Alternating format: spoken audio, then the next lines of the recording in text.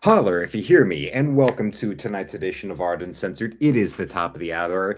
It is 10 p.m. Eastern, and we are here together to finish page 15 to issue 7 of my comic book Encrypted. We've got it right here laid out, ready to go, ready to move. We are moving on. And of course, also today is the day where I actually first saw it being announced last night when I was watching the Razor Force Offensive before we came on to our stream right here, where Chuck Norris had been rushed to the hospital. And earlier that day, actually, when going through Instagram for any kind of updates or anything, I did actually see that somebody went in and uploaded a little segment of an 80-plus-year-old Chuck Norris still doing some karate sparring.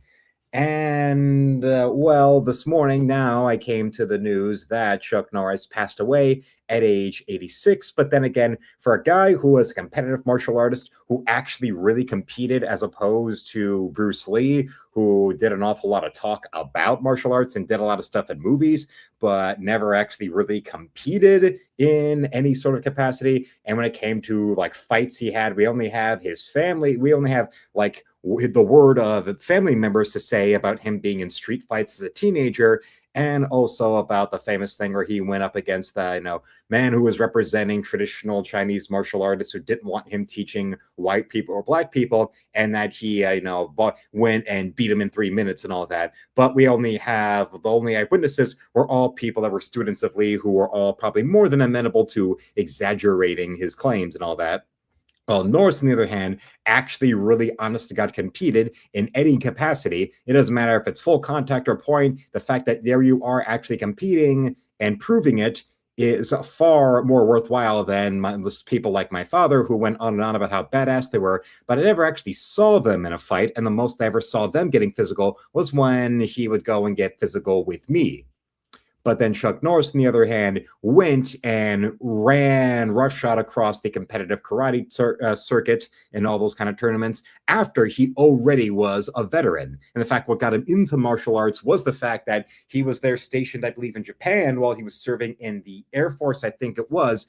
And there on that base, there were martial arts instructors, and they started going and teaching these techniques to our American servicemen overseas. And that's what led to Norris going and fully dedicated to mastering it. And then from there, he wound up competing and competing and competing for years on end. And that's what eventually crossed him over in getting into, not Hollywood directly, but acting otherwise, like, say, his famous fight scene with Bruce Lee at the end of Way of the Dragon was all built on him having been somebody that was a prominent figure in American martial arts tournaments as a competitor.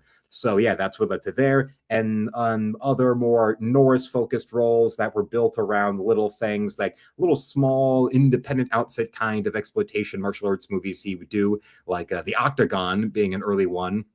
That gets before UFC made the Octagon into into something that was immediately recognizable as something with martial arts competitions.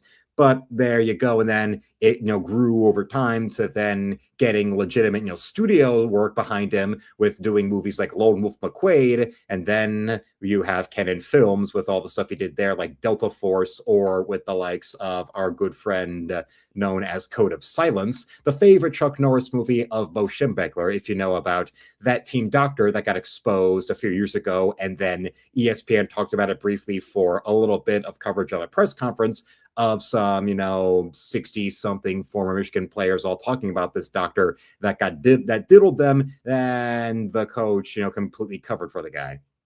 But we've got Nick in the chat right there saying, hey, everyone, and yes, RIP to Chuck Norris.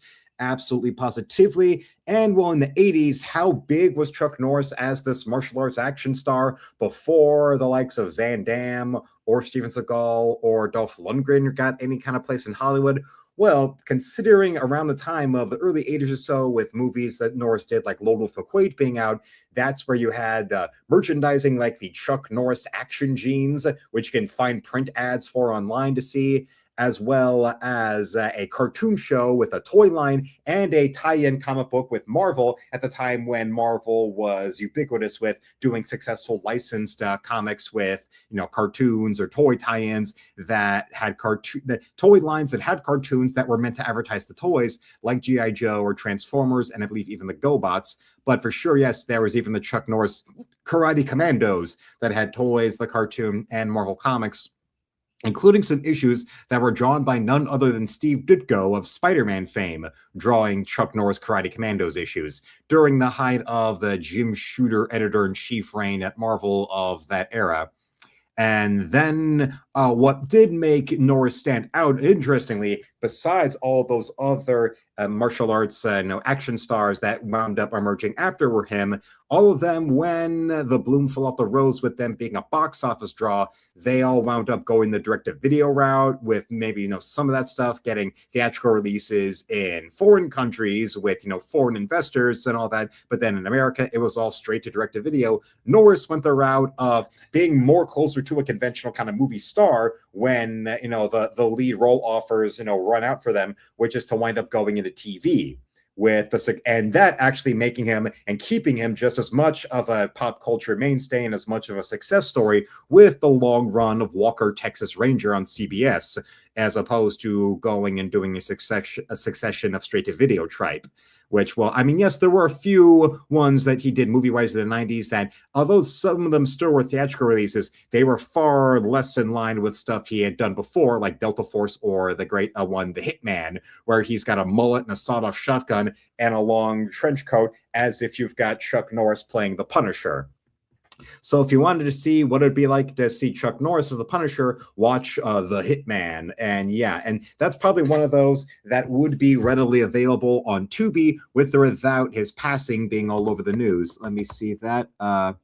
Yes, 1991, The Hitman. And yes, it's been up on Tubi and it's still there. It's also for free through the Roku channel or Plex or Sling TV if you have access to those. Plex, I have been able to go and see films on here and there. Back when I went and did some Sunday members only watch along streams for Halloween, I did one for Suspiria, and it was through Plex. That was where I was able to see the original Suspiria.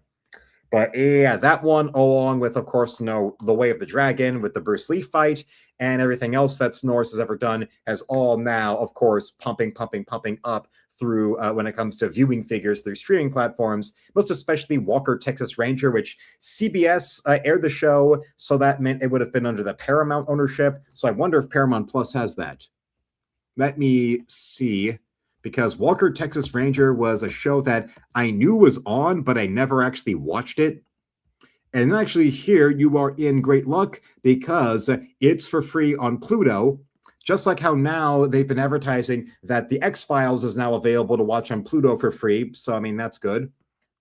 Because, yeah, when I did have YouTube TV, they had that one channel called Comet that, had like a quarter of the programming was rerunning the X-Files. But now with that being gone, you've got it now being available on Pluto. And also our friend Walker, Texas Ranger is not just available on Pluto, but also on the Roku channel if you, have the Roku channel or Roku TV or whatever. So that's good.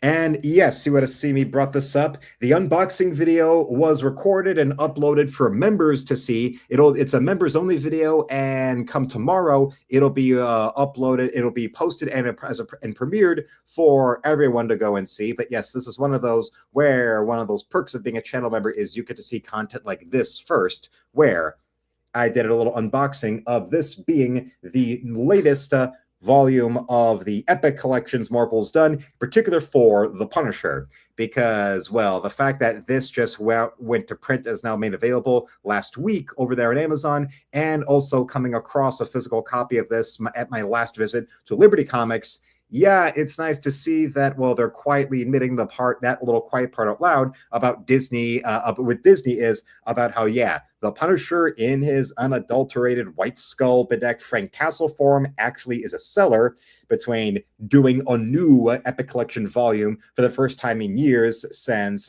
the other volumes that they had done of the Punisher was about 4 of them, and they've all been out of print, plus one. Hence why, out of all of the Punisher Epic Collection volumes that they have done that I don't have, the cheapest that was available on Amazon is $89.99. I'm not kidding. Yes. for the volume, I believe it's the volume 4 epic collection of the Punisher, the issues that contain the run where a young Will Sportaccio got his first job as an artist on a title, as an actual penciler artist on there, not just as an inker, on issues of the Punisher, including one where he tracks down a drug trade to an inner city high school. So Mr. Castle goes and disguises himself as a substitute teacher to investigate and track down and eliminate that drug ring. Yes. Did that straight-to-video little action movie, The Substitute, plagiarize its plot from an early issue of The Punisher? Well, maybe, maybe not. Because that's like a little cult 90s action series that was done that I think was always straight to video, or it had one movie that the first film was a small budget theatrical release that, like a bunch of other 90s movies that did good box office, mostly because it was a low budget but did a good budget to box office profit margin. They wound up doing a bunch of sequels that they went straight to video with because it would be less of a risk, because it did good box office but not great, like all the sequels to Tremors, or From Dusk Till Dawn that happened, or of course Vampires got some straight to video sequels, being literally the one financially successful film that John Carpenter directed in the 90s.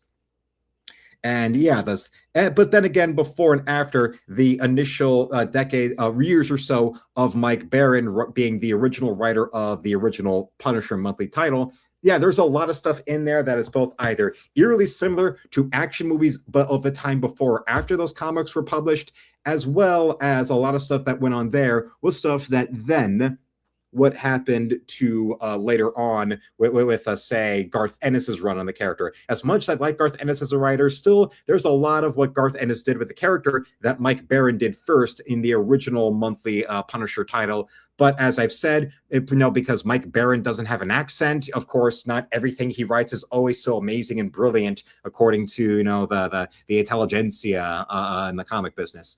And also in retrospect, Mike Baron's more recent, being outspoken about his right-wing politics and actually being right-wing, not just some performative shit with Ethan Van Sciver, what have you. Yeah, that definitely doesn't help. And, especially with him doing an off-brand race-swapped Punisher style character for a series of comics he's done that have been crowdfunded successfully, including a crowdfunding campaign for one of them that actually got shut down by vindictive comic book mainstream whisper network dipshits that hated him for actually being provably MAGA, called Private American, where yes, it's an Hispanic army veteran who turns borderland style vigilante. And how obvious is it that there is a political agenda out there against those who are actually conservative? Well, just take a good look at, for those Flash fans out there, they've gone and done recently a nice big omnibus of the first few years of Wally West as the Flash after he assumed the mantle upon Barry Allen's death in Crisis on Infinite Earths. And remember, the original writer of when the Wally West Flash got his own comic in '87, it was Mike Baron. Around the same time, simultaneously, he was writing The Punisher consistently for the first 5 or so years of The Punisher having his own book. He also was the initial writer on The Flash. And unlike so many of those half-wits or has-beens like Dan Slott or Mark Waid, who act like everything they write is manna from heaven, Mike Baron has been candid in podcast appearances and interviews and streams he's done since then about when he was the original writer of the Wally West years of The Flash. And he said that, he actually failed at his job because all he could really think up was giving the Flash a super metabolism, making the Flash rich. And that was about it. He couldn't really think of any actually interesting or memorable ideas of what to do with the character besides, him being the Flash now. And yeah, he wins the lottery, so he gets this luxurious mansion and goes around in his free time being this, rich man throwing his money at all the women he's trying to schmooze into bed. And the plot device of him having the super metabolism. And remember, initially, Wally West, it was a thing that they established at the very end of Crisis on Infinite Earths, that Wally West couldn't break this. He could just run at the sound barrier. He was as fast as sound. He wasn't faster than light. And then Mike Baron came in and worked on that to maintain that limit to the sound barrier with Wally West running, and make it that also he has the super metabolism. The super speed now means he has a super metabolism. Although then Mark Waid went and did away with the super metabolism plot device with establishing the Speed Force. But no, because most of the lore and the plot devices with the Flash character that get used in translation with cartoons or TV or movies or whatever are still mostly using things that were established under the Wally West years, but then giving all of those to Barry Allen as a character. So we have the weird contradiction where, but like Ezra Miller in the DCEU or with the CW Flash show, where both he has the Speed Force that's firmly provably to be the thing where his speed comes from, but also still he has to go and have a super metabolism where he eats like my father any given hour of the day to be able to run like that. Yeah, that's actually I'm guessing that was long past the time of when working for both publishers simultaneously was no longer a taboo thing. Because for the longest time, there would be people that would be working at Marvel or DC, but would do work for the rival, but would work under a pseudonym. And Neil Adams is the one who's given the credit for doing away with that by very publicly giving his name, putting his name on the work he did at DC and Marvel at the same time. Like there he was working on the X-Men and also working for DC doing Deadman or whatever. And Mike Baron, yeah, at the same time he was had been started on writing The Punisher. He also went and was the original writer on the Wally West Flash comic. But all of that leads to what I was saying about how, yeah, those that are actually really provably Republican and how much they really want to either not acknowledge them or only through gritted teeth because their old work sells better than the modern shit. Well, they do things like do those reprints of those writers or those artists who actually are, of the quote wrong side of history. And if you want to see that, just look at the first couple years or so of the Wally West Flash that they have as an omnibus at DC. And even though Mike Baron is the writer of 3/4 of those issues that are the contents of the omnibus, his name is not on the cover. And you go and look at that listing on Amazon, and you'll see reviews where people find it strange that Mike Baron, wrote most of these issues in this omnibus, but they don't mention his name on the cover. So yeah, he started on the Punisher and went on, and then at the same time he was regularly writing the monthly Punisher. He also wrote the first 14 issues of the Wally West years of the Flash. So it wasn't that he was jumping ship; it was that he was writing for both simultaneously. Because the writing part of the creative process or like a creative span of working on a comic, writing wise, is always faster. Than it's always an easier process than the artistic side of things. Especially if you're dealing with Ethan Van Sciver, like that clip that people like to bring up now on the internet where it was Darwin Cook, the late, great Darwin Cook, doing an interview with a podcast called I Fanboy, and he talks about how when things are slipping their shipping dates, it's not that this is hard to do, it's that people aren't working on them. Like I've never had a slip date, I've never done anything that was late. If ever I've done anything that was shipped late, it's because Ethan Van Sciver can't get his shit together. Hence why, how life is cruel and how Darwin Cook dies of a slow terminal cancer, but Ethan Van Sciver is still going around and still being the bitchy loser he is.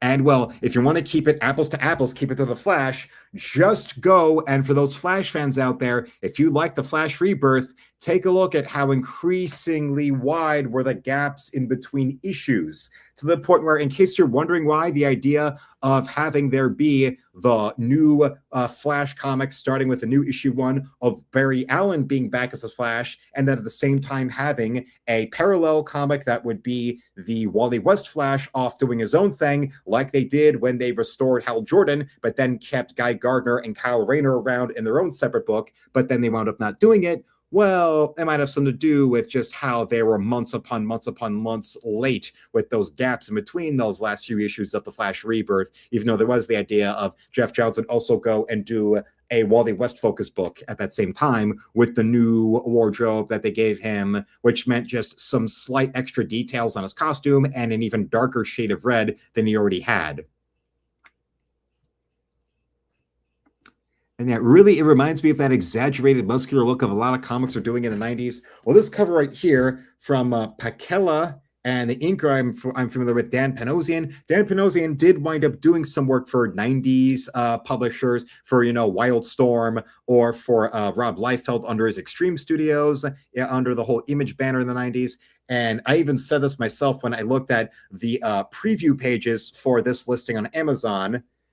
The very first thing that you see in here is the annual number 5. And here, yes, the cover to the trade is just the cover to the issue 5 annual.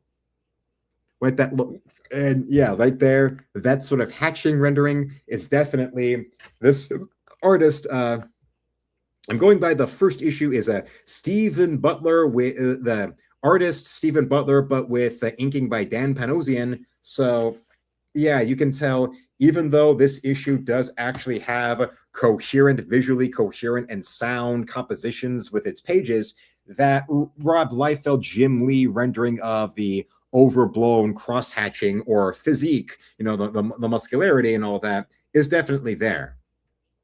But it's sort of like at a half measure, because yes, it's got that Rob Liefeld, Jim Lee rendering, but the pages are actually easy to follow, and the story, each page is focusing on story, as opposed to big flashy moments that to decompress everything. So it's all about making the page as stylized and as, poster bait as possible. And also so that then the artist can go and get, more likely this page is going to be more fodder for original art collectors that will go and, want to either buy this from them directly by making a phone call to a guy who knows the guy to then get the artist on the phone, or at some kind of auction. Like the big thing that happened in New York, where I believe it was the Sotheby's auction that had this big sale for the original artwork to McFarlane's Spider-Man #1, Jim Lee's X-Men #1, and the original artwork for the first appearance of Spider-Man, which all is now in the Library of Congress. The first appearance, original artwork of Spider-Man, I mean. And it was going to that event. That's where, Todd McFarlane went and got all of the major artists together to go do the big announcement, where they went to the Marvel offices and said, we're quitting. And while McFarlane was there, he also went, and that's where he came into contact with the likes of Mark Silvestri. And also then Rob Liefeld brought in his friend, Jim Valentino. Jim Valentino definitely being the Ringo Starr of the group, or he's there even though he was there as the artist on Guardians of the Galaxy, okay? The team that was so C-list that there's a reason that the Marvel Universal contract over theme park rights lapsed, have the loophole where Disney World and Disneyland are able to have Guardians of the Galaxy themed rides, because the Guardians of the Galaxy were so D-list, they had no direct affiliation with the likes of Spider-Man or the Avengers or the Fantastic Four in any way. Hence why even a character like Black Panther is not allowed to be featured in theme parks in America at Disney. They have to be there at Universal on account of, because the details were so loose and even just tangential association. So the Black Panther, because he first appeared in a Fantastic Four comic, means he falls under that banner of Fantastic Four affiliated characters. So that's why putting them in theme parks are with the in perpetuity contract that Universal has with Marvel from back in the late 90s, when the Marvel Superhero Island opened up at the Universal Studios Florida Islands of Adventure.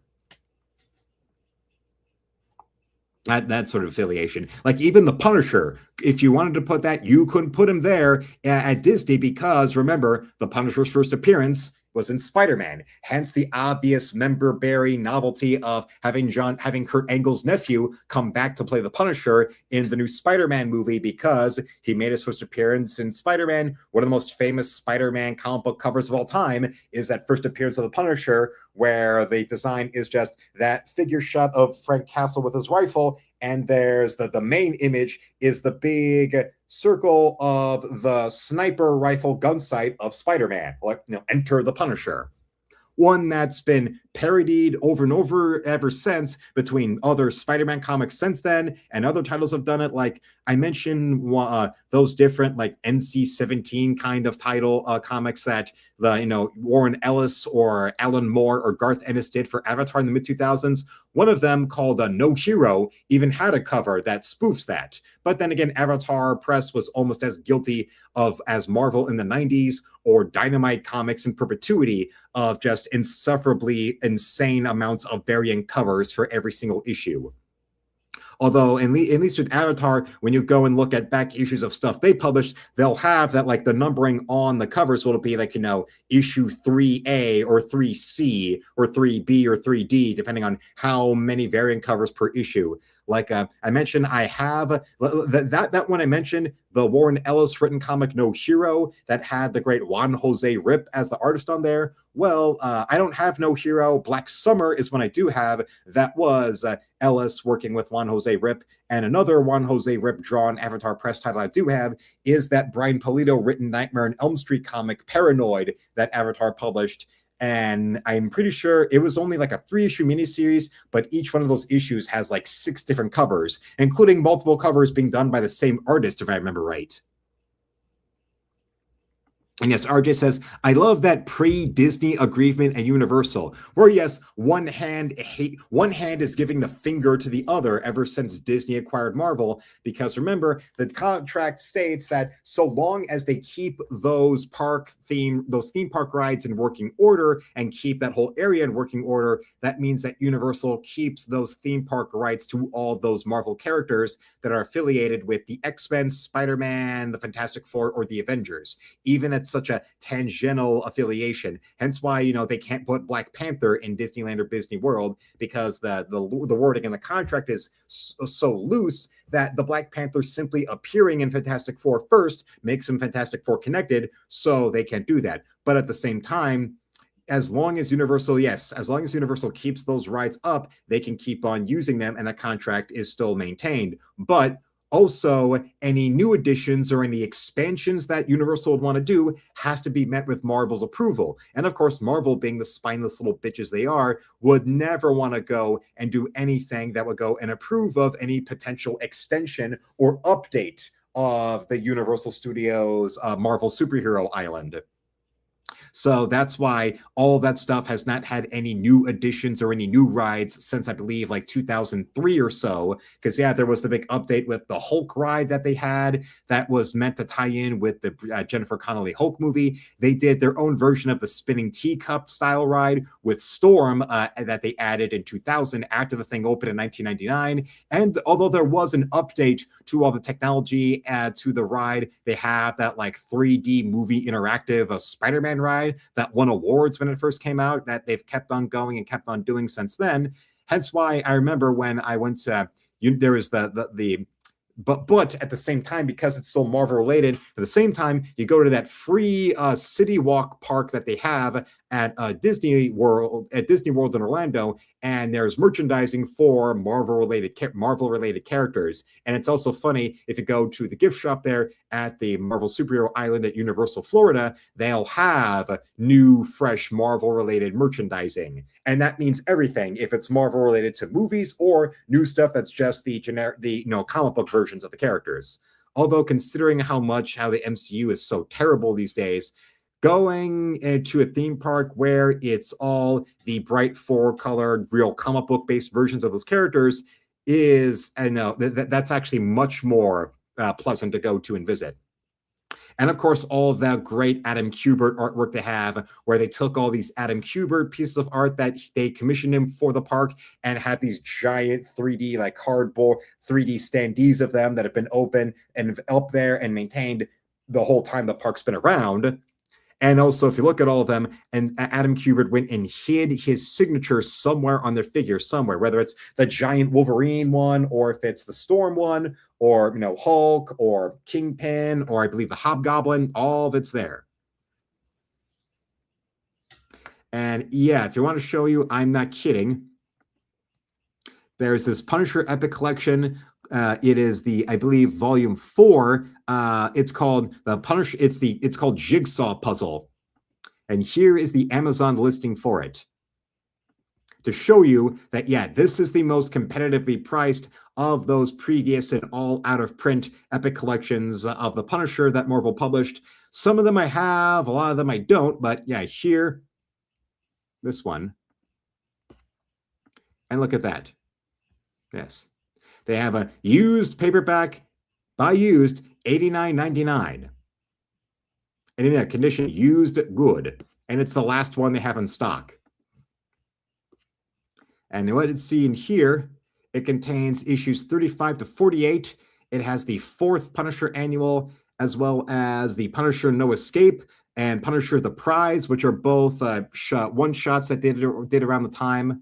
I believe one of them is the cover art is recycled. The cover art you see right here, this painting where it's the Punisher with U.S. Agent, yeah, the replacement Captain America they did in the mid-'80s when Mark Gruenwald was writing the character, where Steve Rogers went rogue and he became U.S. Agent, and they replaced him with as Captain America. But then eventually they wound up butting heads, but they wound up making peace with each other. And then the replacement Captain America wound up taking up the mantle of U.S. Agent, and Steve Rogers went back to being the captain. Basically, as the original version of that thing that Marvel would do here and there with characters in the 90s, where they would bring in briefly, they would come and bring in a replacement version of the hero, but then the replacement version would wind up, getting replaced with the original, but then that replacement version would wind up getting over in some way or another because they bothered trying to make them an actual character instead of making them a, piece of representation porn.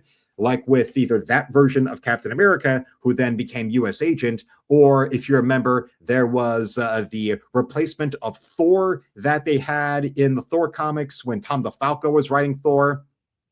And yeah, it was the new version of Thor that replaced the version who was, remember, it was initially Dr. Blake, who would tap the cane and he would become Thor. But then Walt Simonson's legendary run began with getting rid of the Don Blake dual identity so that Thor was just Thor.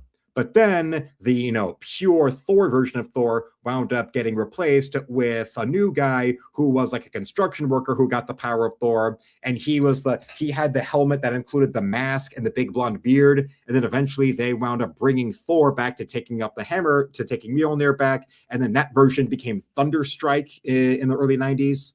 And that's basically what they tried to do with the Ben Reilly Spider-Man until, the Clone Saga played out like the Clone Saga and it became such a hilariously incoherent clusterfuck.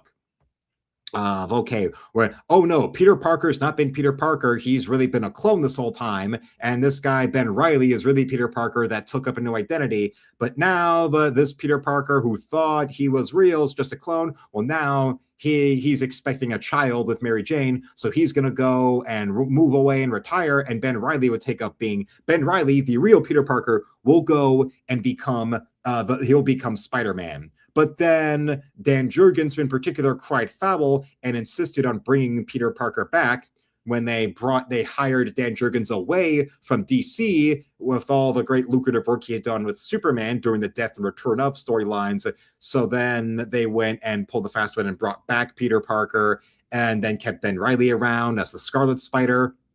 Yes, the most self-parody example of that. New version takes over a character briefly, establishes himself, then becomes his own hero separately. Yeah, that's basically Captain America was the first one to do that in the 80s with that version who was, his name escapes me, the character who was the replacement Captain America, who now, of course, the MCU went and completely went out of their way to try to humiliate because how dare a straight white man love America between that shitty Captain America Falcon Winter Soldier series and then the even shittier Thunderbolts movie. And yes, that is an amazing cover. That's nice to see actual painted work like that. Remember, this was at a time when Alex Ross would have still been in art school in Chicago, so painted comics weren't really a major thing. Like there was you would see painted artwork usually as covers here or there, or if you did see painted comic art, it was usually in something that was meant to be more artsy. Like when Marvel did through their Epic imprint that anthology series adapting Clive Barker's short stories called Tapping the Vein. If you ever saw those, yeah, that cover the Punisher jigsaw puzzle sounds interesting. Oh yeah, well it's this one doesn't have a preview you can flip through digitally, so we just have to go by the description here. But yeah, let's see. Collects. I mentioned collects. When Jigsaw strikes, the Punisher must pick up the pieces. Frank Castle's disfigured archfoe returns, and this time he's allied with the Reverend Sammy Smith. Reverend Smith is that thinly veiled Jim Jones stand-in I talked about earlier. The thinly veiled Jim Jones stand-in who was the first like major villain that the Punisher faced in his original monthly title, where he was a Jim Jones surrogate, where Mike Baron, being a man of the truth, e.g. not a lefty shithead, has this fictionalized portrayal of Jim Jones, but is still accurate about Jim Jones having been a socialist, because Sammy Smith is repeatedly mentioned as being a socialist political leader. So that's definitely something that probably already would have been sniffing out that Mike Baron wasn't exactly a fellow traveler to woke sociopaths. The preacher has history with Frank, but he's turned away from God in favor of something more diabolical, and he's out to heal America his way, whether the nation wants it or not. Then, the Punisher takes on arms dealers, drug traffickers, and the mob, and goes undercover as a cab driver on the hunt for a killer. And Frank Castle signs up for a brand new war. Plus, the hired gun Paladin and the former Captain America U.S. agent target the Punisher, and Frank joins the hunt for one of the most prized weapons in the Marvel Universe. So I'm guessing this guy here, the purple guy, is Paladin. Because of the black and purple, I thought it might have been some like alternate design for Hawkeye that wound up not lasting long. But no, it's a character named Paladin who I'm not familiar with. But yeah, the U.S. agent I am familiar with. I just wish that this version would have though this preview you could read through, but apparently not. But then again, I'm just grateful that this Epic Collection, this edition is only $89.99. Because the other one, that other Epic Collections they have for the Punisher that are now only available through here secondhand, like let's see. Where's that one? This one that contains the issues that was the first penciling art job that Wolf Portacio had at Marvel. And here you see it includes Luke Cage and a little Latina friend of his. This one you do actually have the sample you can look at. But yeah, look at that. Paperback, actual physical copy, $150 plus shipping. Holy fuck. Do you want to pay in cash, credit, or blood? Although this one, no, wait. The Kindle edition, there's you can read the sample. So maybe if we go and look at the Kindle of this. Oh, yes. All right, sorry. I've known to blame myself for that. Yes, this Jigsaw Puzzle Epic Collection, there is the sample you can look at. You just have to switch to the Kindle setting. All right.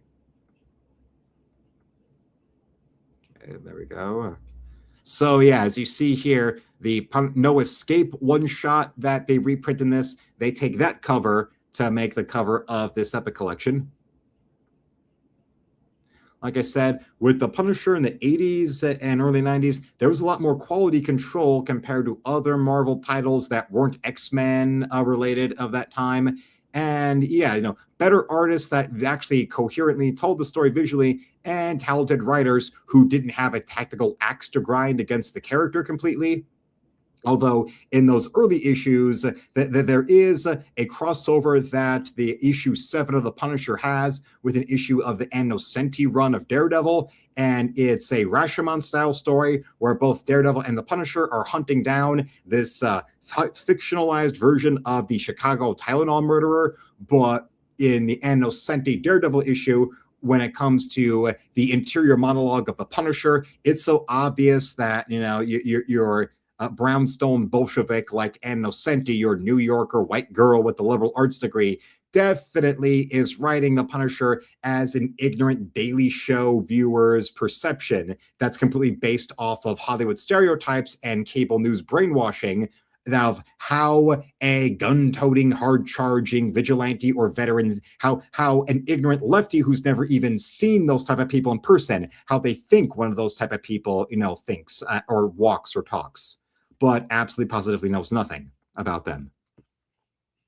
And Garth Ennis, being the guy who grew up in Ireland during the Troubles, and the comic books that he grew up with and that he loved were military related or dystopian satirical stuff like Judge Dredd. It was British military comics and Judge Dredd stuff. That's what he knew and loved.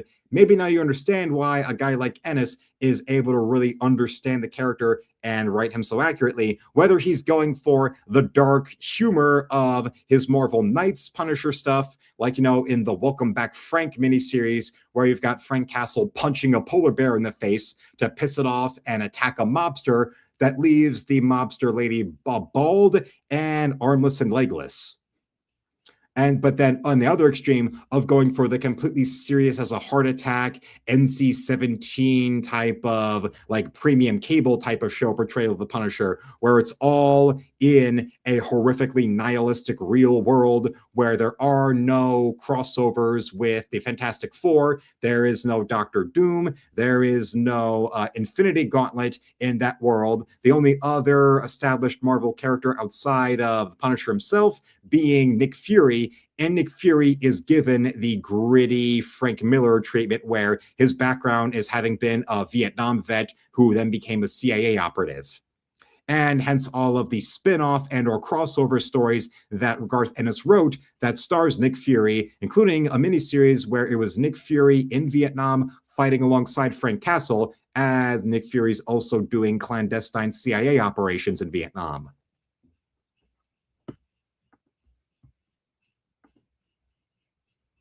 Oh yeah, that's that more traditional Marvel Universe style of the Punisher with the black tights, where it's all black with the white gloves and the white boots.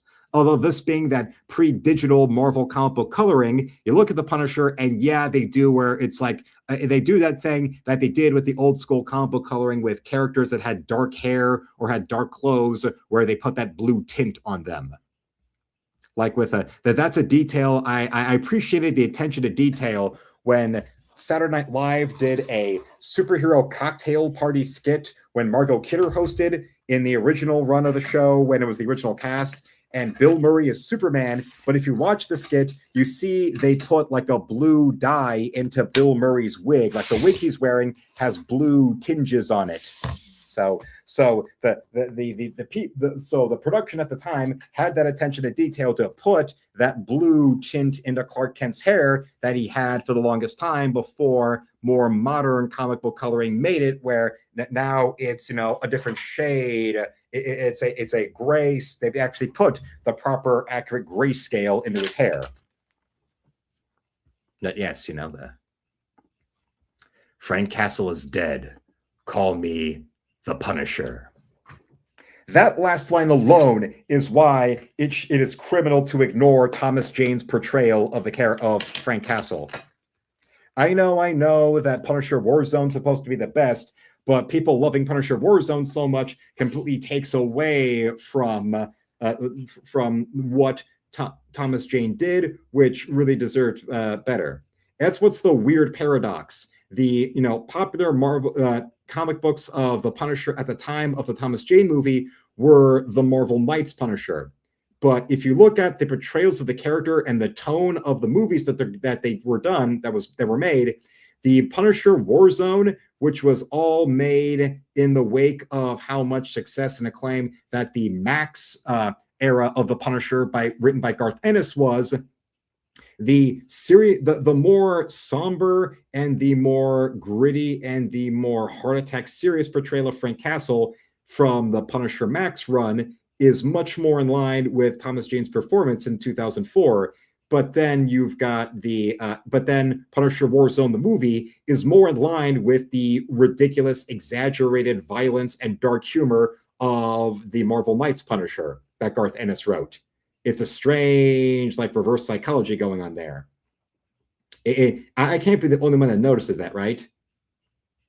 It's like they make the Punisher in Warzone look like all those Tim Bradstreet covers from the Max era of Ennis's Punisher come to life, but then they put him in stories that are like, come on, tell me that the scene of the parkour guys getting blown up by Frank Castle with a fucking rocket launcher in the middle of a crowded city is not something that you would have seen right there alongside Frank Castle punching a polar bear or burning Wolverine's face off and then running him over with a steamroller as one of the many ways that Castle maims Wolverine in that little 2-issue storyline they did in the Max Punisher. The one that every Rich Johnston type and their mother uses to go and project their own resentment over superhero ubiquity in American comic books as to say, here shows you how much Garth Ennis hates Wolverine so much. Although you can see, right there through your precious interviews that he's done, like with Sci-Fi Wire, it's, when asked point blank about it on camera, Garth Ennis is more a matter of he was indifferent to superheroes because the comic books he knew growing up in Belfast in the time he was, where there were no comic book stores in Belfast in Ireland until he was already well into like college age.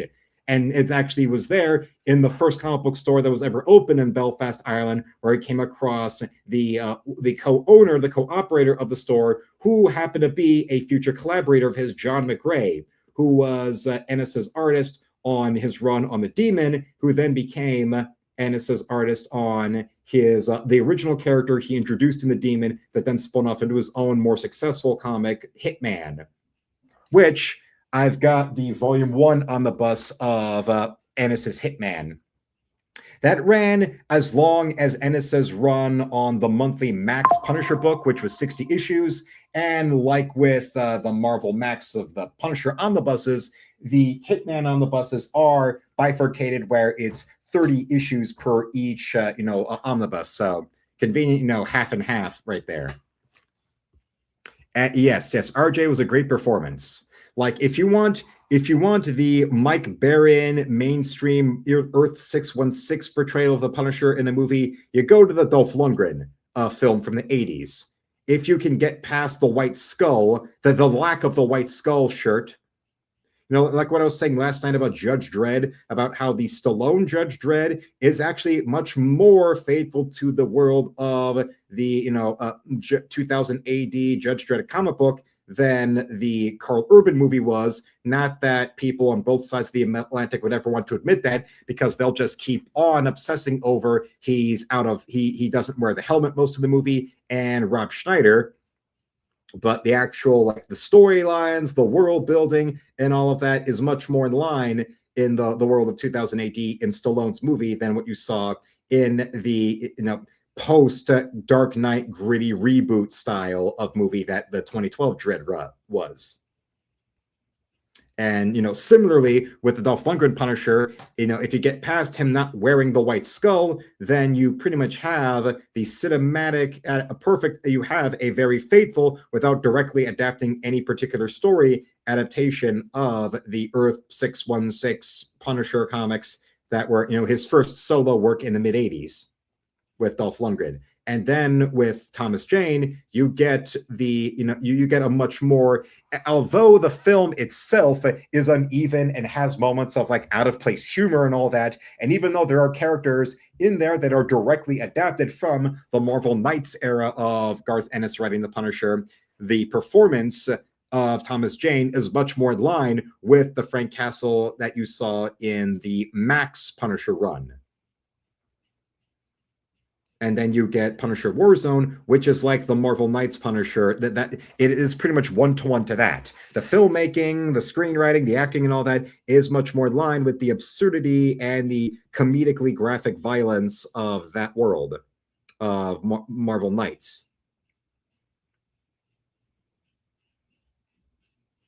And the fact that also the 2004, Punisher movie was done with no such direct involvement with Marvel. It was produced by Artisan and all that. And remember, Marvel Max had that version of Punisher had no affiliation with any other Marvel character beyond Nick Fury. That's much closer in line that way too, in a superficial sort of way, but it's there. And also the 2004 Punisher was the last film role, I believe, of the great Roy Schneider as Frank Castle's father. So if you thought the regular comic book origin of Frank Castle was bad enough, with his wife and kids getting gunned down in a mafia crossfire, well, then remember the Thomas Jane movie ups the ante by making it that him and his whole family are all having this big family reunion celebration down in Jamaica, celebrating Frank leaving the feds, retiring from being a Fed. And it's his entire extended family that gets murdered by John Travolta's goons in retaliation for his son dying. Yeah. As opposed to just, the wife and son and daughter. Just saying.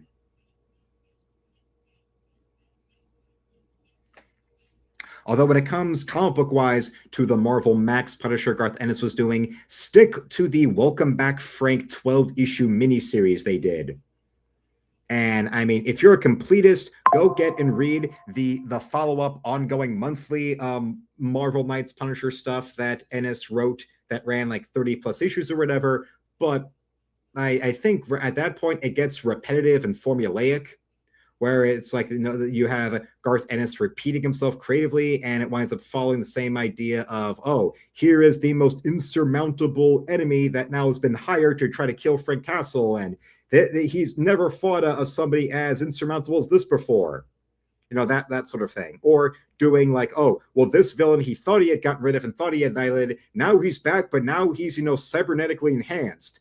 Like, if you're familiar with Daredevil and you remember in the issue where Daredevil, avenges Elektra getting murdered, where Elektra is killed by Bullseye, and then him and Bullseye fight, and he leads to dropping Bullseye, who survives and is completely paralyzed from his spinal cord shattering and all that. But then after that, they wind up, getting Bullseye recovers with now an adamantium-aligned skeleton to heal himself.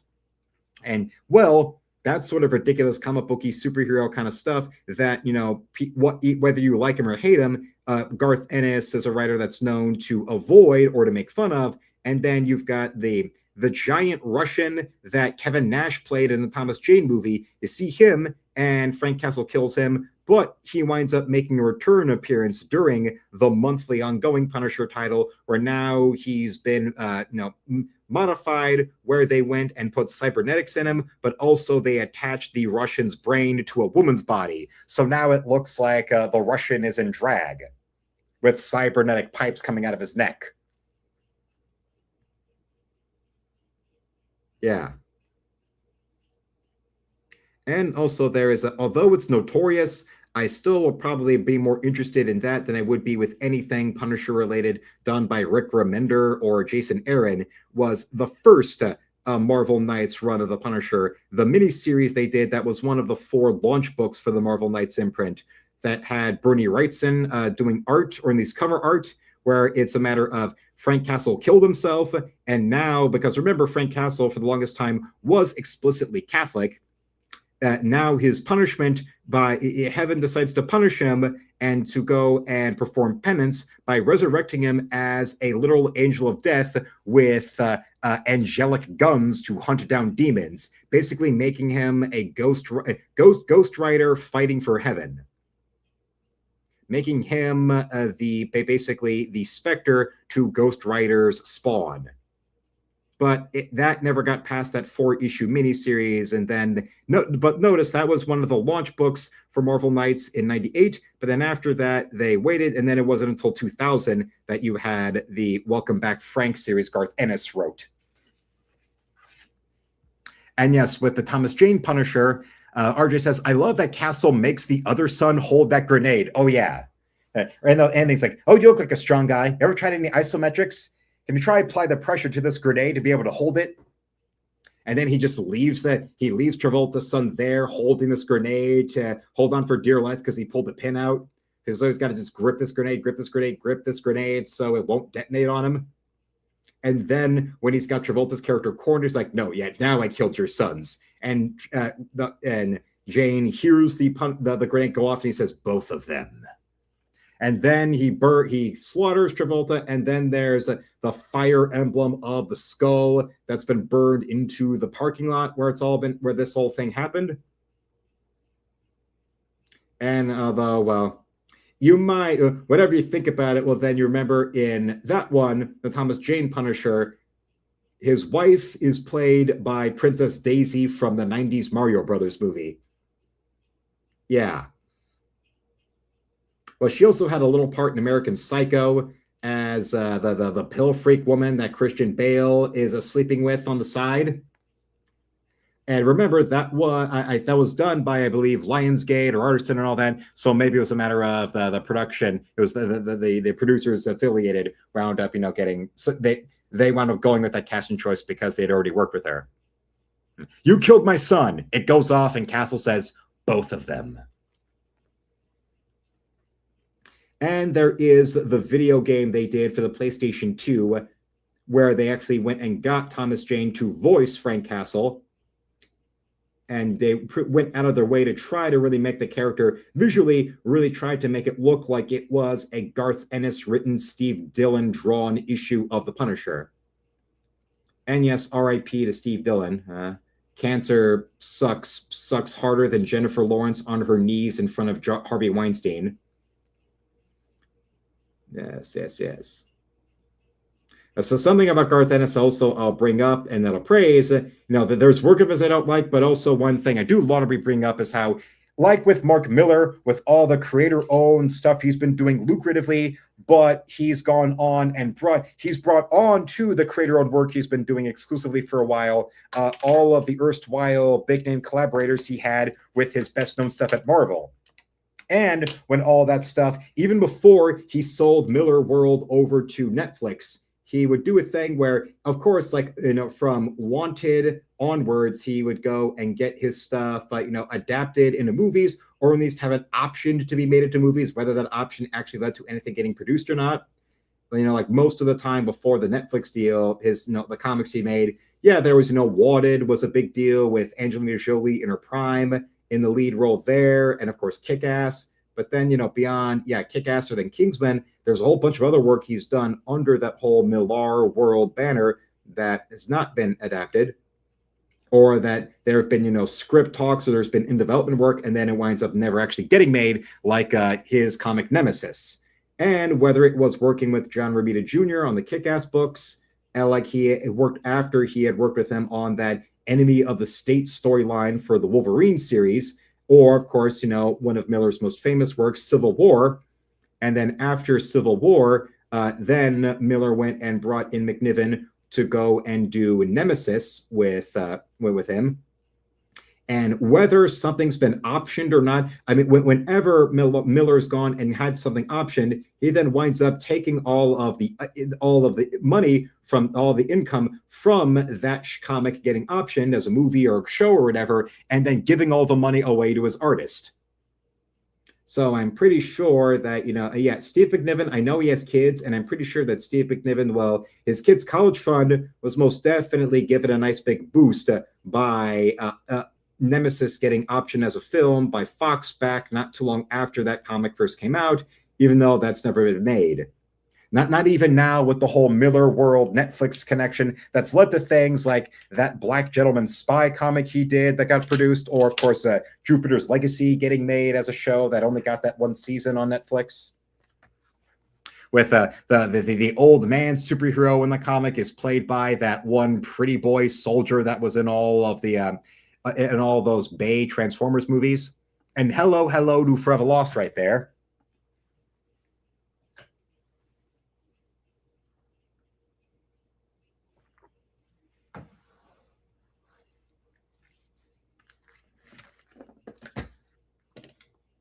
Hello right there, so we've got this. And also, you can thank Nick right there for this coming in the mail today. I mentioned about the how Marvel went and printed a new Epic collection for the Punisher. This being Volume 8. Well, he ordered this for me, and it showed up, and my channel members get to see the unboxing of this beautiful work right here. Now, volume 8 from 92 to 94, containing, 9 issues of the ongoing Punisher from the first monthly Punisher series, 2 of the annuals, a one-shot where it's him with Spider-Man and Sabretooth, and the Punisher, a man named Frank, which is the last chapter in this collection. And if you liked, You like that painted cover from the Jigsaw Puzzle out of print epic collection they had a while back? Here, I think it may even be the same artist doing this beautiful old school cowboy paperback book style cover. And this is one of those alternate history kind of comics, like Mark Miller's last work he did for DC. Remember Superman Red Sun? Well, this is like that, where it's the Punisher as a cowboy. Yes, this is the Punisher being the Punisher if he was out there on the dusty trail. Look, they even have the logo, but it's a goat head or a cow head.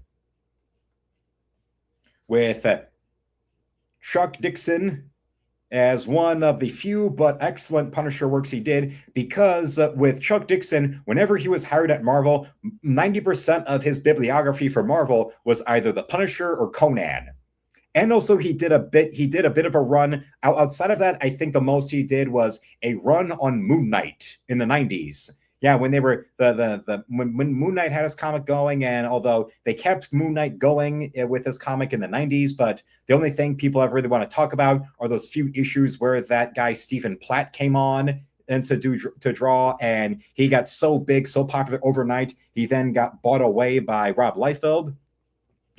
Chuck Dixon with John Buscema right here. So if you liked those issues of the Punisher Warzone that had John Buscema as the artist, well, here they get to see it in the context of Westerns. Oh, yeah.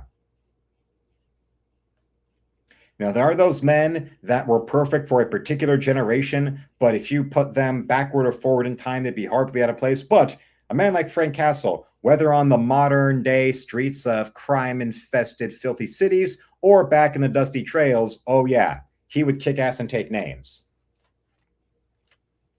Yes, right there, as Nick said about, yes, Berserker Claw, and yeah, Cowboy Punisher. And then the very same time, we also have here in one of the mainline issues of the book, there he is going up against the cybernetic type of people. Well, if you remember, when they had, for a couple years, Marvel had that 2099 imprint, what was one of the launch books for the Punisher? I mean, for Marvel, it was Punisher 2099, showing that even in the distant future, Frank Castle's somebody who does not go out of style, and he's going to be there, and you better be square, or else he's going to go and put a little bit of something round between your eyes. Oh, yeah. And it's not magic, it's just precision shooting.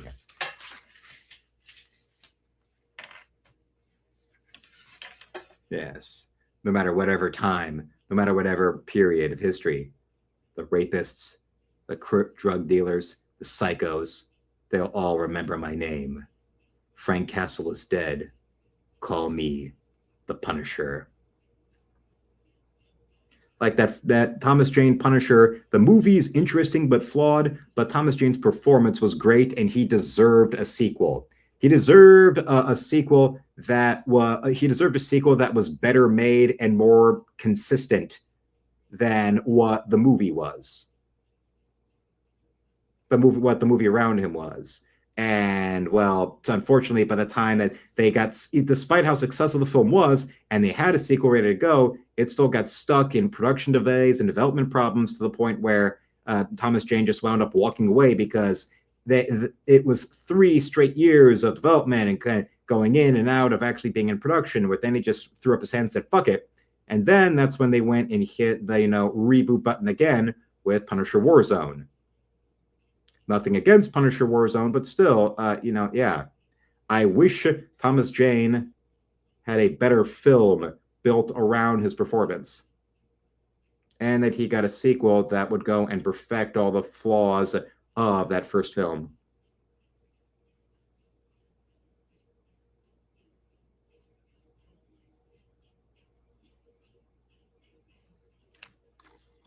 And yes, R.I.P. to Chuck Norris.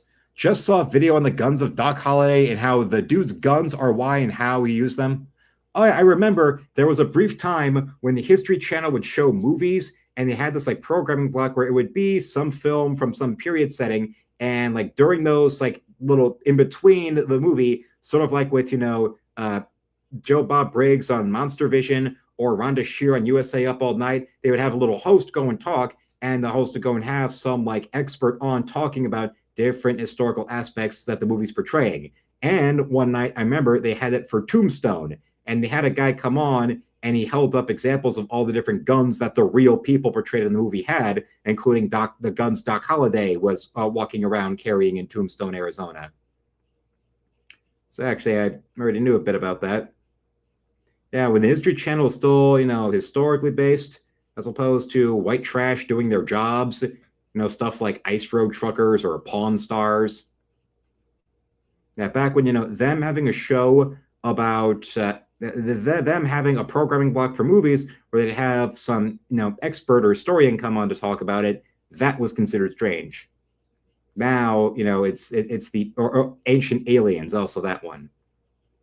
And this is coming from the guy who's making a comic book that's basically tailor-made for the Coast to Coast AM audience. And hello to Weatherman. Everybody say hello to Weatherman on this beautiful, beautiful, beautiful night. Oh, yes. As beautiful as can be, although we are all dealing with the passing of Chuck Norris. Then again, remember, the fact that the man who was a veteran and a competitive martial artist lived to be 86, that, bottle those jeans and sell them on eBay.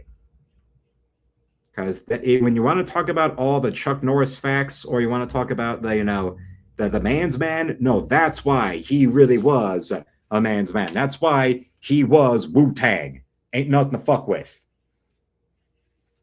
Truly, truly, truly. He was a man who throughout his life never stopped bringing the motherfucking ruckus. Although I'm pretty sure he wouldn't exactly be a fan of hip-hop, but yeah. He did in real life what the Wu-Tang Clan was rapping about bringing the motherfucking ruckus. Yes.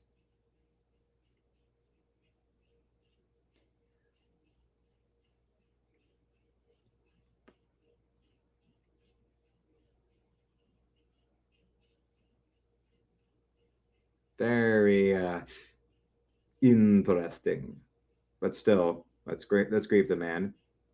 I want to thank Nick for the little internet meme, like the Facebook meme he showed me of it's Chuck Norris at the pearly gates being welcomed by Bruce Lee. And Trevor says he liked Ancient Aliens and Ice Road Truckers and Pawn Stars. The History Channel is one of his favorite channels back in the day.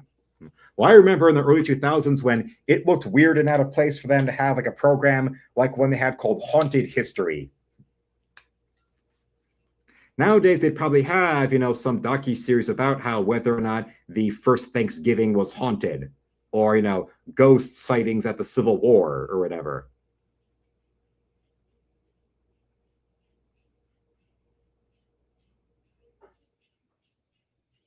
Let's get that a little bit.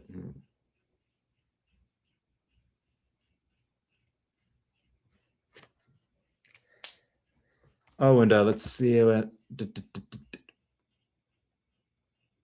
And yes, that back cover of the Epic collection is nice with Sabretooth and Spider-Man from that one shot. And the panel designs are so cool. Well, I really wanted every page of this issue to have some sort of Art Nouveau inspired designs with the page arrangements, with the panel compositions.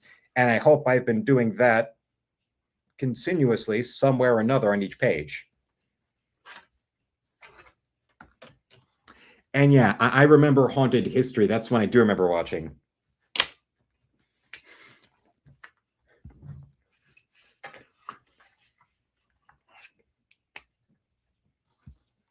But in honor of Mr. Norris, let's go with our friends over here.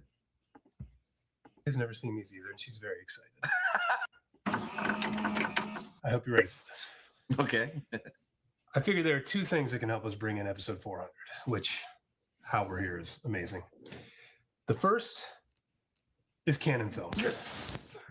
The second is Chuck Norris. Oh, no way. That's right. We are watching all 3 Delta Force movies. Oh my God. We have Laserdisc copies of all of these from Totes, and we have a DVD with no name on it. Now, this has been around on their channel for a bit. So I wonder, the next, of course, they'll record a new review in honor of Chuck Norris's death. Like when Hulk Hogan died, they went and recorded and uploaded a review of his film No Holds Barred. So I wonder what movie they'll pick out to review of Norris now that he's dead. If they'll go through the Hitman, like I mentioned earlier, or will it be that one he did with the kid from Sequest, Sidekicks, that stupid thing, or maybe the one called Forest Warrior, the one that has the famous clip of him stopping a chainsaw with his bare hand. What? I have never seen these. As I'm sure you've noticed, you are watching another. Oh, Jesus. Well, Weatherman, sorry about that, but yeah, Weatherman explains the internet was out yesterday. He had a branch take out his dish alignment. Shit, that sucks. So I'm guessing that intense wind that you were talking about and the rain and all that was not letting up in these last few days.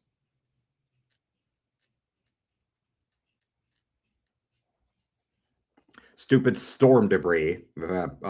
Yes. To the point where I think I told you all before about what happened with there was intense wind and snow that happened one year where it led to tree debris coming around and knocking power lines and leading to outages to the point where the DTE people had to come into our backyard to go and take care of damage and debris. Let's go and skip over this ad. Very excited. Oh, thank you for licking my beer. Let's do it, Phoebes. Here we go.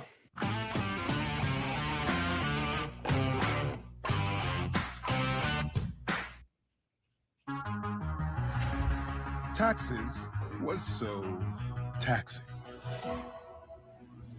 Now taxes is so free.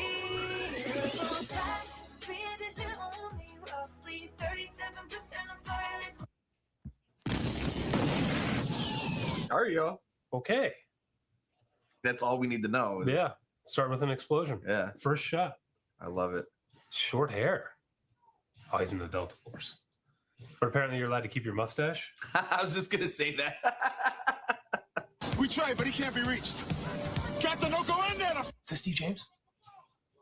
It kind of looked like him. It kind of sounded like him too. Ooh, you're screwed. Wait, that's a helicopter that blew up? Yeah. And he's otherwise fine? Yeah, special forces, man. He's badass. He was going to lift the Jeep up? Oh, yeah. Come on. Yeah, Man. it's Chuck, what was I thinking? He should just roundhouse it off of him. Colonel, Scott and Peter's still back there. Yes! Yes! Yes, it is!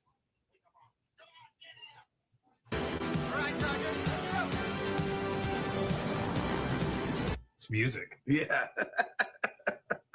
Robert Forster, sweet. George Kennedy. I don't know George Kennedy, do I? You'll recognize him. And it was mutating like nothing I've ever seen or heard about. Jump kids. Hello to Austin right there. Austin, as we're honoring our friend Chuck Norris. That was acting. Yeah. Okay, I can see why it's 2 hours and 10 minutes long. Yeah. We're dragging this intro out. Yeah. I mean, the rescue was drug out a little too long. It was. Alan Silvestri, that's why the music's awesome. He does all the good musics in 80s films. Back to the Future. Oh. He's done a couple good ones. Oh. All right. 5 years later. Did we even need that No. story-wise? They could have cut that in half. Watch this guy get out of his car, walk the whole way in, tip. Dude, this movie could probably be an hour and 20 minutes. Yeah. All right, so we're taking a plane hostage. That's what it sounds like. That or blowing it up. Taking a plane hostage? Yes, sure. Yeah. Hijacking a plane? Taking the people hostage? Dave, what the hell do we know her from? Her face is so... Her whole garish look is ringing a bell. That's Hebrew. I know that. It's from the Song of Songs. Shelley Oh, she's Winters. Jewish? Yes. That might not go well. First mom in Jersey. Oh, he's creating a distraction. That or he's incompetent. He's just an idiot. Yeah. Showed up late. Right, to his hijacking. That's George Kennedy. He was the commissioner, I think, in the Naked Gun movies. Oh, yeah. Enjoyed yourself. I feel like I am reborn. Boy, this build-up is slow. Oh, wow. Oh, You want to die, you die someplace else. always some idiot who has to, Yeah. like, what was that going to accomplish? Nothing. Getting shot in the face.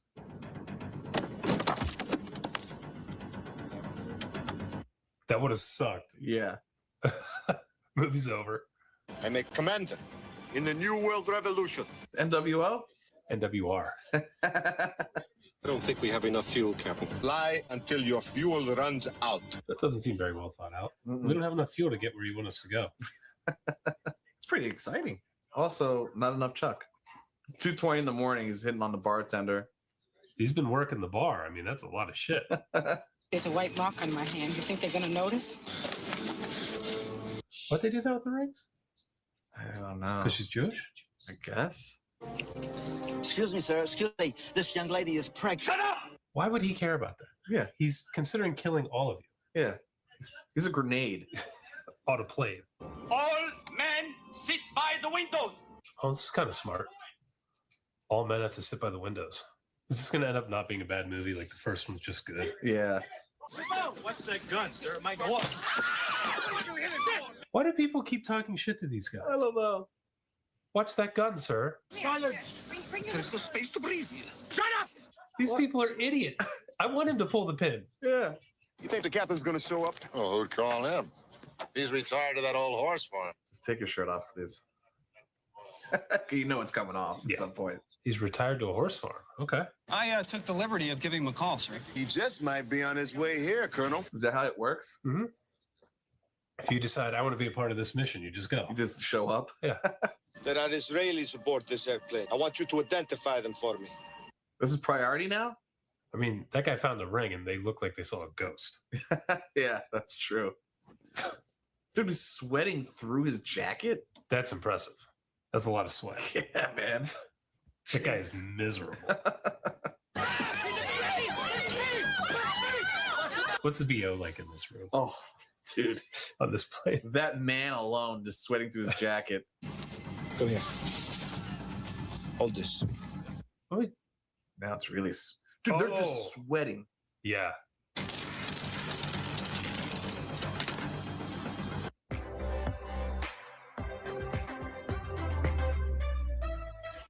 Growing up here in such an iconic building around so many iconic people definitely shaped the woman.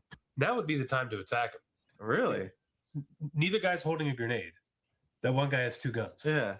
You don't have to do that. We cooperate. Up. Sit down. Oh, they're tying him up. Oh, is that what it is? Why would he use his own shirt? There's luggage everywhere. Or take one of their shirts. For real. No, not me! Don't you see I'm German? I don't want to be associated with Nazis. Was that really her argument?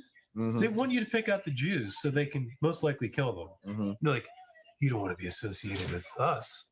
We killed Jews. You heard the speed of his foot like cutting through the air. Less dialogue, more roundhouse. More Chuck, more Steve James. Yeah. These haven't even taken off yet. Like, let's go, movie. They're waiting for Chuck. No way, Captain. Major. Yes, sir, Major. Oh, he got a promotion. Okay. He's not even in the military. He's retired. They promoted him. I'm pretty sure George Kennedy was in the military. Yeah? He could have been like, that's not right. No, he just got his mouth closed and... I won't listen. No, I won't. Go on! Listen, why don't you all do... I was not expecting this level of drama. No, I was expecting canon nonsense. Yeah. Invasion USA. Yes, that's exactly what I was expecting. Sit down. Next one. Like, these dudes forcing a German chick to do this is... It's diabolical.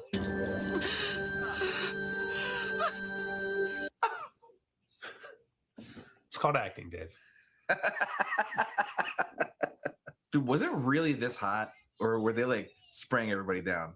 Because he's sweating through his shirt too. Like, yeah, that's a lot of work to spray this many people down. I feel like it was that hot. Did not call you. You call for all the Jews. I'm Jewish, just like Jesus Christ. This guy's shockingly patient for being a psychotic terrorist. Yeah. Sit down, sit down. Okay, that's enough. Sit. They're rounding up Jews 1 minute, and then they're helping a pregnant lady the next. Was he only in canon movies? That's all I've ever seen him in. Yeah, now that you're saying that, Never seen him in anything else. oh my God. We're fans of his, I guess. Well, I'm a fan of him. That doesn't look great. It doesn't look great. It's just started nosediving. Closed today to all international flights by order of the Lebanese government. Is this guy high? Why is he talking with his eyes closed? I was hoping it would turn out well. Beirut? Damn. Also, like the people driving those would have to have I've never really done windows or terraces like this before, so this is all new to me. balls of steel because who's to say that he's not going to just plow into them? Yeah. Do we now have your permission to land? My answer is definitely not. Damn. These people are savages. Wow. I gotta give a shit. Yeah. Captain. This guy's surprised by the terrorists beating a guy up. اسمع يا أخي اعمل اللي أنا بقول لك. أنا قادك. ما أكتر. It's the NWR coup. So what are they trying to accomplish? I don't know. Dude. Oh my god. This looks miserable. Just smell like a bag of assholes. Just armpits and taint.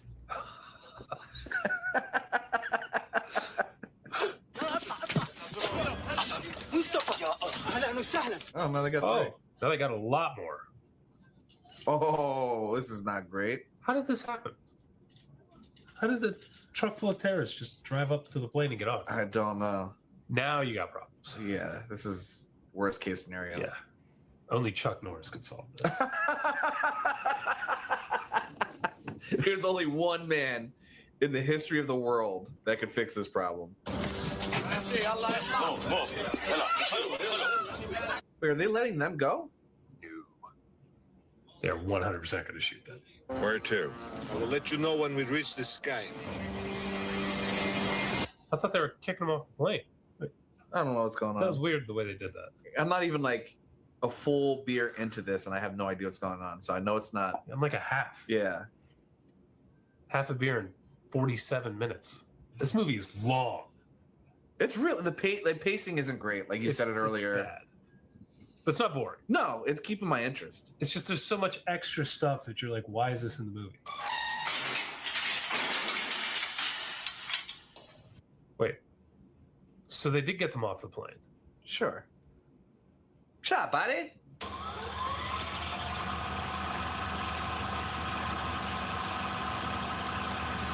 We've been informed by Israeli intelligence that they've left Beirut and are headed towards North Africa. We needed to see none of that. No. We could have just cut to this scene. We've been told by Israeli intelligence. Yeah.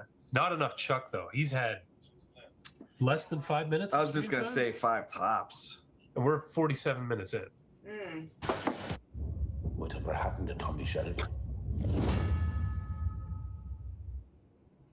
When I tell you that I give it my all, I give it my absolute all to give my clients the life that they deserve. What are they gonna do with all these ground vehicles? Also, like, I don't know. Like they packed like a 4-wheeler and a couple dirt bikes. I'm sorry, Nick. The president doesn't want to risk any lives. Is that guy in the Sender, which we just watched? Is that him? If you're looking for precision, that's the weapon. Yeah. Yeah. If you're trying to hit one guy in the middle of 200 passengers, that's what you want. He would just tear us down. So they landed again already. There was no point in that landing scene. No. The terrorists could just get on here. The guys with the AKs. Is he just going around the world and picking up all of his buddies? Yeah. All the NWR members. But you may go. I release you with the women. That would have moved a lot faster. I thought she was going to stay. to take care of this guy. Smell you later, bro. Oh, follow me. Here we go. None of the terrorists are watching this. They close the windows. There are 80 of them on the plane. Nobody. Trust me, there's more to come right there, Forever. Just hold on. He's like, hey, what's going on out there? It's Invasion USA with the Uzis. Actually, that's a Mac 10.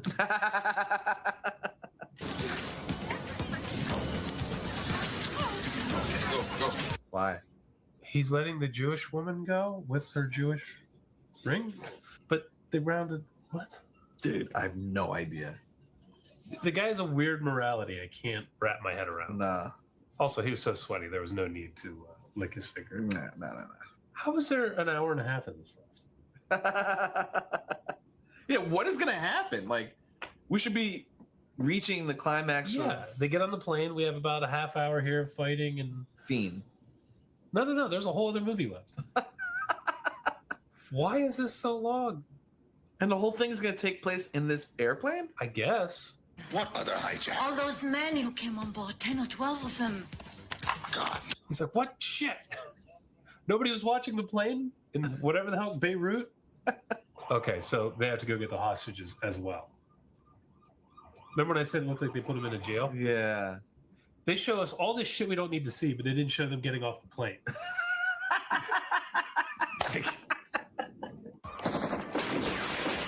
Dude, those are our first gunshots. Yeah. Of a Delta Force movie. An hour in. A Chuck Norris canon Delta Force movie. The next hour is going to be nonstop. Yeah. I just drove in front of the fire. In between the guns. Why wouldn't he? Oh, damn! He gave him the piece. Yeah, he did. They execute a guy. Oh, now they have to chase the plane? Again, they have to go to another country. They got to get all their gear back on their plane. Dude, this is kind of funny. The pacing of this is bad. That's them taking off. Jesus Christ. You could literally cut 45 minutes out of this movie easily. With ease. They're practicing? Yes. They have time to practice? They all have suppressed Uzis. Dude, the production value is very high. Yeah. So what's happening? They've taken the hostages off the plane. Well, where to? I don't know. Again, they've showed us all this stupid shit, but everything with transporting the hostages, nothing. It's so funny. We have to hear this guy tell us it happened. I don't think any of these times matter either. Yeah, I was going to mention that earlier. It's kind of funny that we keep getting time signatures. Because we're jumping from day to day at this point. It's not like we're watching 24. This is NWR headquarters? I guess so. There's a lot of them. This is like when the NWO was at its biggest. They had all these wrestlers nobody cared about. Yeah. So is this the leader here? This guy? Mm-hmm. No, he's Israeli intelligence. Oh. They're all off the plane? When the hell did that happen? I don't know, dude. What the freak is going on? Whole movie that's been on the plane is now done.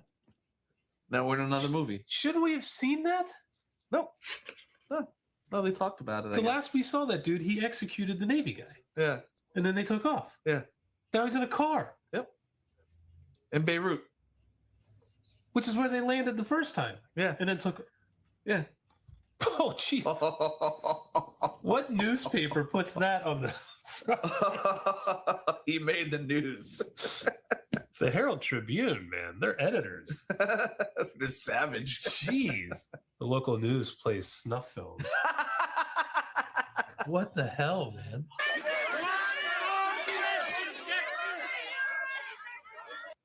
When I used to think about taxes, I would just cringe. I used to use a CPA. I would just send all of my paperwork and trust that they did what was right. How many days has it been? These guys haven't slept? Yeah, I was just thinking that too. Like very good at being undercover if you're picking up Delta Force guys at the airport. We need someone to get the message back to Nick. He's loading this gun with his finger on the trigger pointed at the back of that guy's head. That's how you do it. Go, go, go! Go! They didn't know you were there until he did that. Yeah. The guy's last act was screwing everything up. They The weren't even, best guy they had in Lebanon. yeah, that's right. They weren't even torturing him. Here we go. Finally get a car chase. Yes! Here we go. Here we go. They just let Chuck loose in Lebanon. Here we go. We're going full cannon now. Hell yeah. It's about time. Yeah. I mean, it's like basically an hour and change of no action. Yeah. The song da, da, da, da, da, da, da, doesn't really fit a gunfight. No. Yes. Ah! Cannon loves driving through fruit stands. It's classic.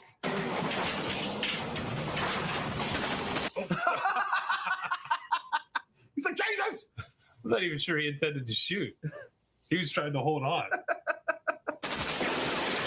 Oh, yes. Yes. Let's go. Yes. Yes. Da, da, da, da, da, da, da. All of Delta Force has done nothing. Nope. Nothing. They just are flying around the world. Yep. Just burning fuel, Yeah. basically. Getting hostages killed. Yeah. They got the best man in Lebanon killed.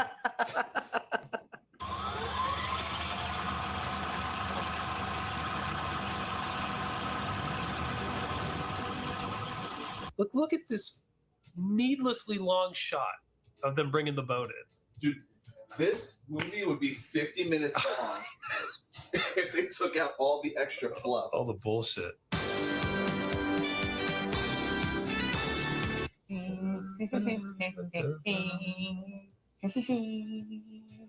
Why are we watching this? How many times have we watched them like suit up, take off, debrief, roll out? It's like Commando watching Arnold put all the guns Just on, over and over. and then, but over. nothing's happening. Like, yeah, he puts all the stuff on and then he goes to the store. Like nothing is happening. Yeah, he gets to the island, there's nobody there. So then he takes it all back off and gets to the boat, goes back, gets on the plane. There's still 47 minutes left. Whoa, dude, it's gonna have to be like mayhem the rest of the film. This is wild.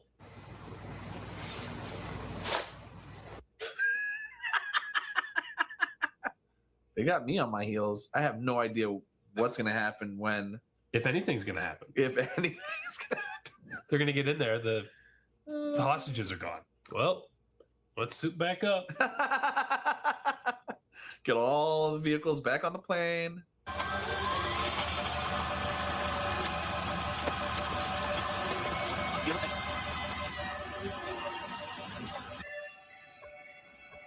That's my face right now.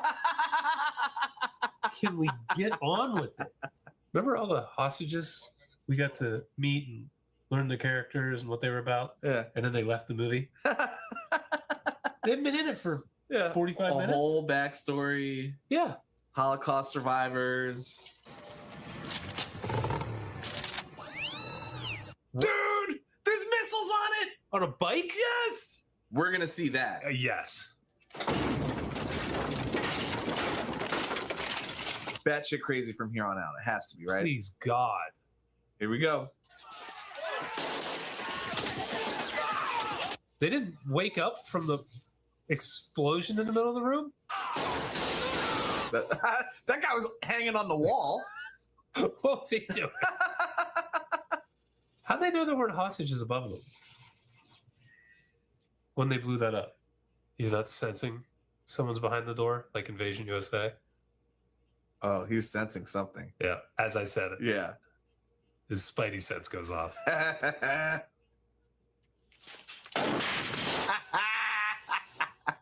That's the number 2, right? Yeah, that was number 2. The super sweaty guy. Yep. Just dead. Da, da, da, da. Here we go. Where's the bike? Yes. Yeah, let's go. That guy's the best.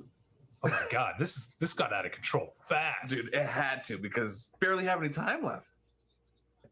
With 40 minutes left. I mean, with relatively half a normal movie left. I'm not sure that there's any character in history who's more precise with hip firing than Chuck Norris. I mean, maybe Arnold. And... Maybe Arnold. Commando, he's pretty precise. Yeah. Hey. You killed him with a kick.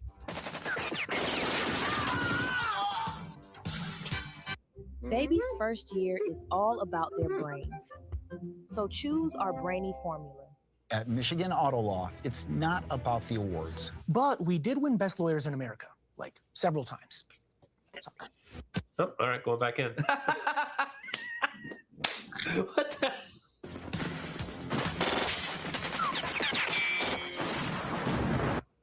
Yeah. I overkilled 2 dudes. Yeah. Dude, if he starts shooting at... Yes! Yes! Yes! He's gonna get another promotion.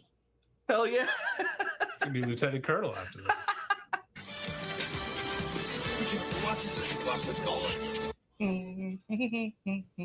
Sounds like he made one song.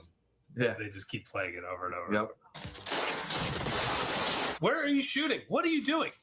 Because we can. So this is the guy Chuck saved, so I'm guessing he's gonna die. Oh, look at those hairy shoulders. Yeah. That guy's got a sweater on. No wonder he's sweating. هون قاعدين في الكمين. الله أكبر.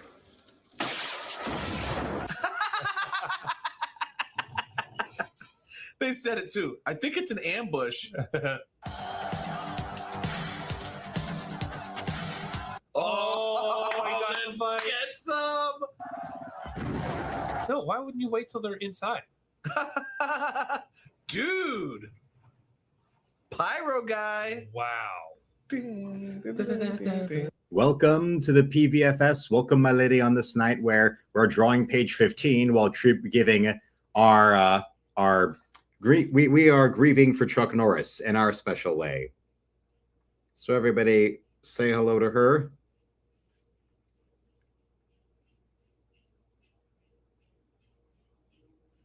And remember, ladies and gentlemen, boys and girls, to get your hands on a copy of the new Punisher Epic Collection called Survival, because it rules.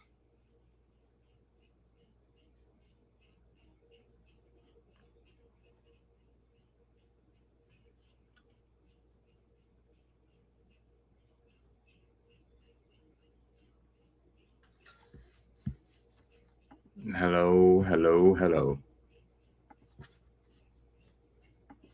Look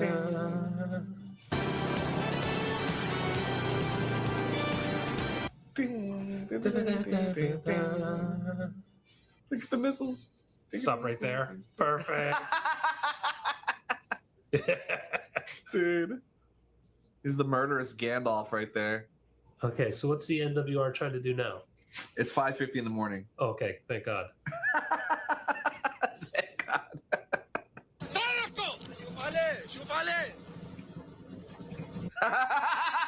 Look at him. Yeah, it's Chuck Norris. Yes.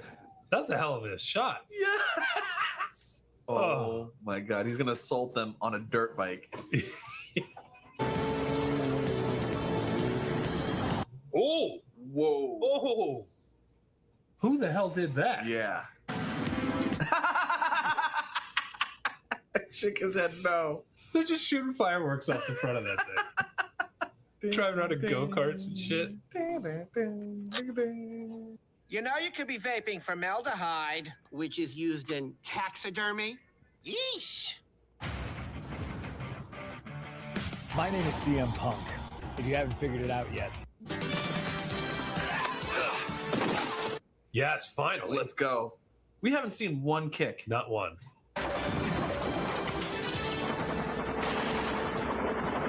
No! I knew he was gonna die. You called it. No kicks. This is crazy. Yeah. Better be more kicks in the second movie. Don't stop for anything, you understand? Yes, sir. I'll take your bike. That's the song stretched out. He did not work very hard on the soundtrack.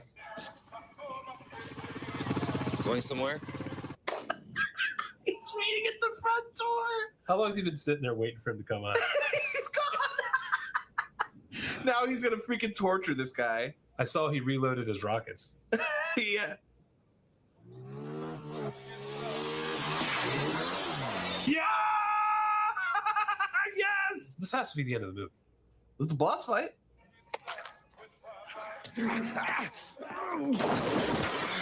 Where's the music? Da, da, da, da.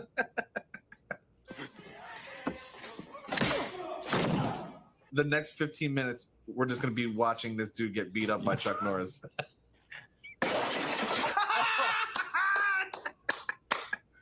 Yes. They put another rocket on that thing, though. He has to use it. Here he goes. He's gonna use the bike. Bike rockets.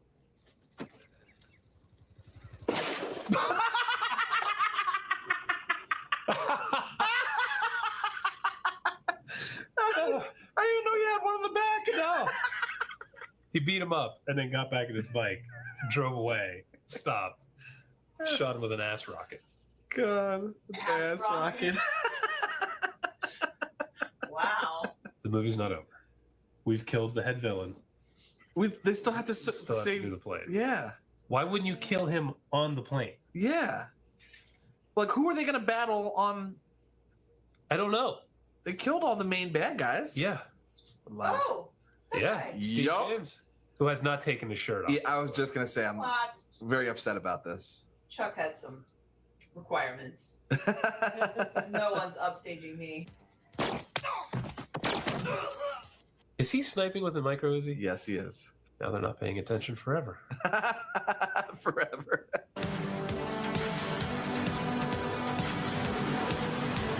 This is a new song for the first time in the entire movie. It might be the same song, just like the beginning. I think it is. I think you're right. It's the same song.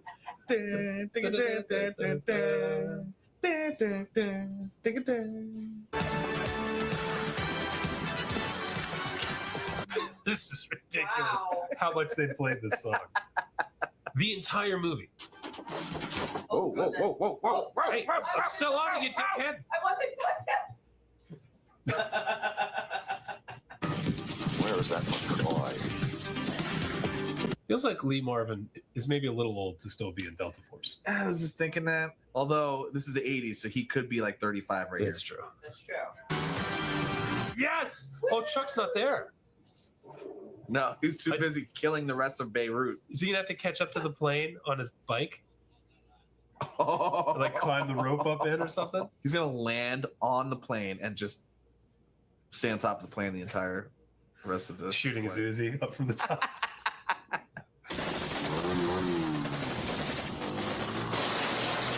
Yeah, he's got machine guns too. Ass rocket.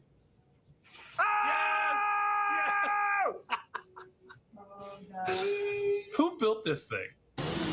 Yeah. Let's go. It's like, hey guys, look at this shit. There's no reason for this. Yes. Oh, let's get some. Oh. This is so nuts. He couldn't just speed up. No. No. Yeah. He's your anchor, you're fine. Yeah. It's literally just tied to him. He could have just backed up. He didn't have to climb the rope. No. That's true. I don't know that we have enough room. We won't have a second chance. Give it all you got. They're like, we don't have enough room. And we're fine. Give it all you got. Okay. Oh, I hadn't thought of that.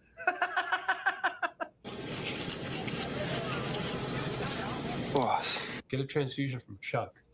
Be like Wolverine. But I don't think a mere mortal would be able to handle that. That's true. Whether you're a pro or want pro quality, Harbor Freight understands your job depends on reliable tools. That's why we're committed to offering professional-grade tools that rival the top competitors, but at a fraction of the price. Sound too good to be true? Doc. Chuck had to tell the doctor, Yeah. hey, could you pay attention? Greater love no man hath, and he gives up his life. Aaron, do you recognize him? Yeah.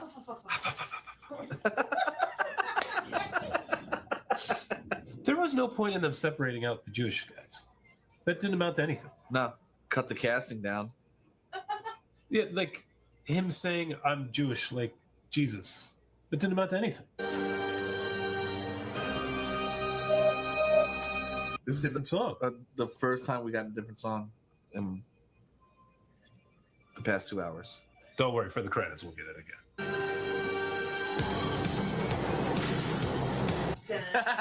You called it.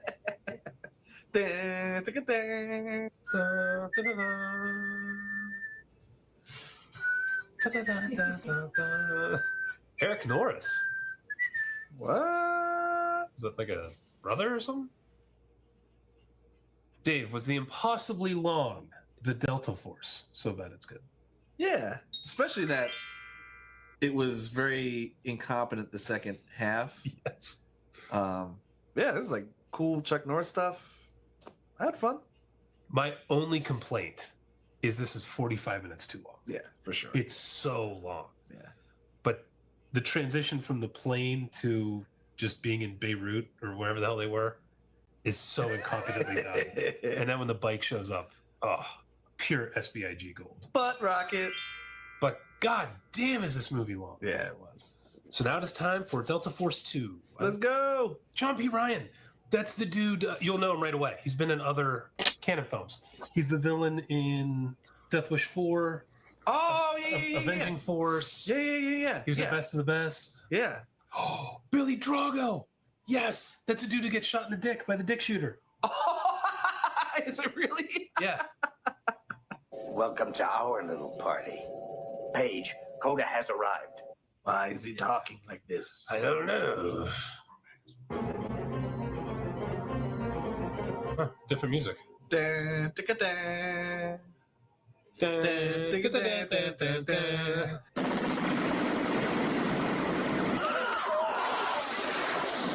Peppered him up real nice. Look at the accuracy. Yes. If you can't show me an invitation, I order you to leave my house at once. Dubbing is so bad. Why? It's not possible to arrest me or even disrupt my business. Dude is evil. How was he broadcasted then? I don't know. He's really good. Yeah, it's the best. Well, she could be a ballet dancer. Oh, that's going too wild. They are beginning to annoy him. I'm not going to fight. An elbow would have been a lot better. Not gonna fight. Not gonna fight. Immediately fights. He's not fighting. Oh, he's just beating him down. I think your food is great.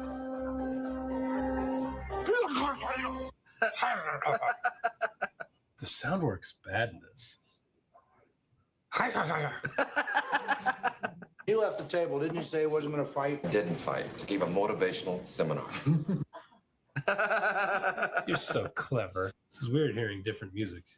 Wonder if Alan Silvestri ever watched that movie and he was like, they used it the whole movie?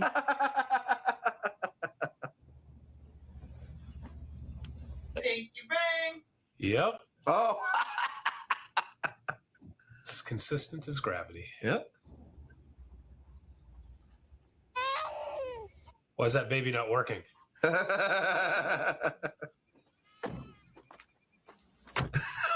is that baby not working? She fears the son will kill the baby. We'll put it to work.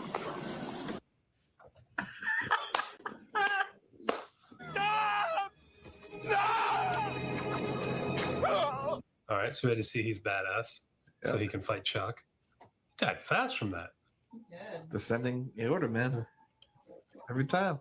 Where'd they take the baby? Dude, if they throw it off the cliff, I'm gonna crap my pants. Get rid of the baby. He's the spy, though, so he's not going to do that. I think you might know where to relate to that villain. Catch me.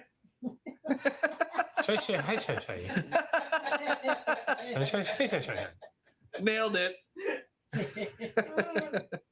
John P. Ryan. Yep, there he is. Another one. Cannon just loved this guy. He's awesome. Ooh. That's fancy. Damn.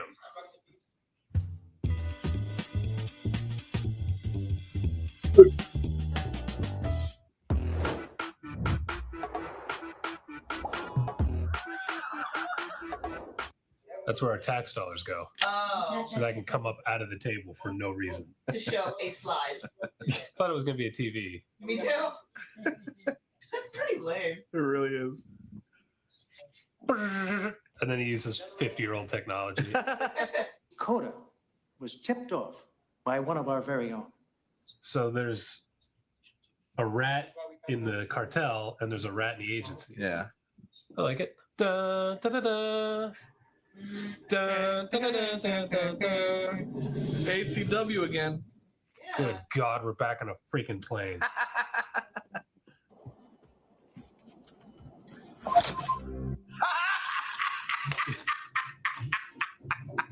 You can go with the parachute or without it. You're bluffing. Does he throw him out and then like grab him? That's what I'm thinking. I think that'd be great. Yes! You're bluffing. You see a shoot in his stomach? He's taking a sweet time. He loves to torture bad guys. Yes, he does.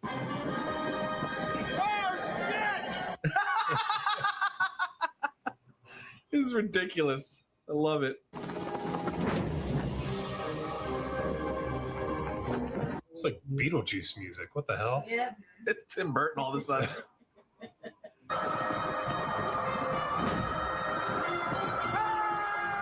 That's kind of Karate Kid music. Da da da da da da. Da, da, da.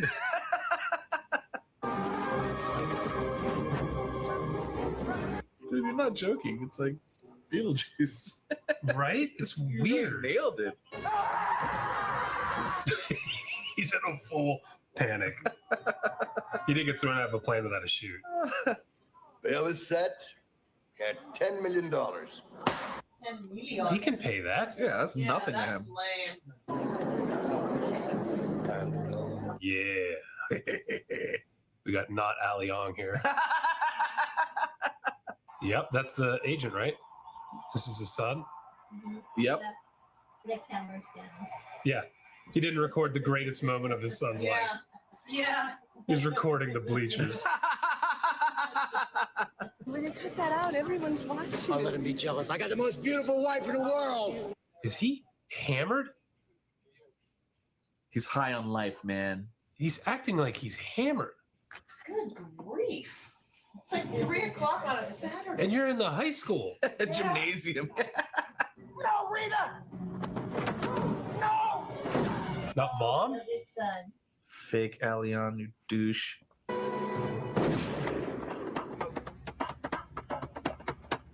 This guy has been pounding beers for like 12 hours. Yeah. He's like, damn it, I should have banged her in the gymnasium after all. Dude, we're reaching level like Punisher levels right now of like good guy family homicide. Death Wish. Yeah. Stop right there. All right, turn around. Uh-oh. All right, Chuck's going to have to rampage. Oh! Descending aorta. Yep. Every time. This is like awesome James Powers. Bond shit. Yeah. You could just put a bullet in him, or you could go to all these lengths. Yeah.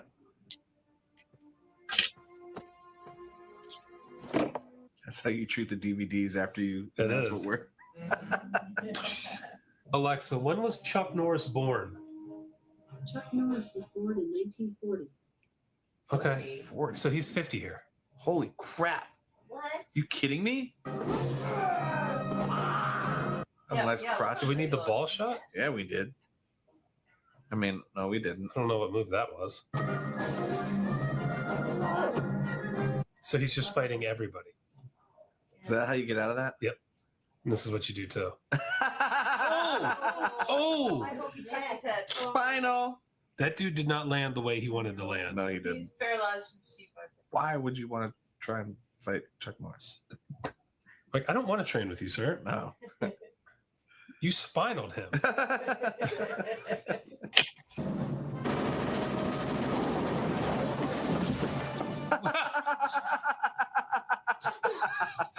How'd he get up there? They're just spraying. Yeah. Yep. I don't know how special force that is. This is how you do it, Aaron. Just like that. We'll be at the hangar 0300 hours tomorrow morning. Whatever happened to Tommy Shelby? Okay, it's just a laxative. Relax. It's Miralax. It works with the water in your body for gentle relief. Right to it. Plane ready? Yep. They learned from the first movie. Murdered her sick baby, used the baby's body to smuggle cocaine, and then he raped her. Jeez. Good Lord. What the heck? Glad we skipped over that scene. Yeah. I saw. Good Lord. Oh, Jesus. What kind of male feminist was that villain? It's like the worst thing I've ever heard. Oh my gosh. The icing's on a cake, and then he raped her. Yeah. I'll remember. Ah.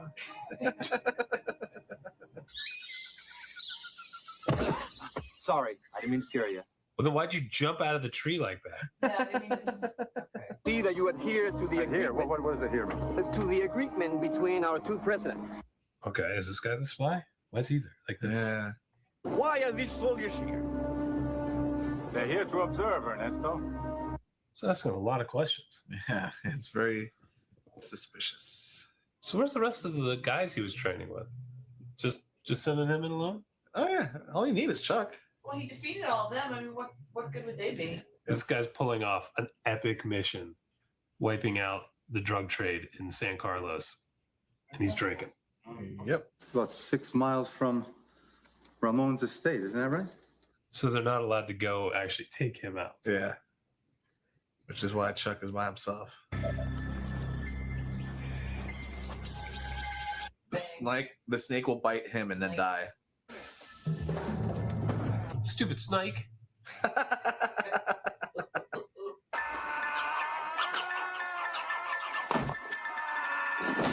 Oh! Ouch. Second spinal of the movie. What about the DEA agents?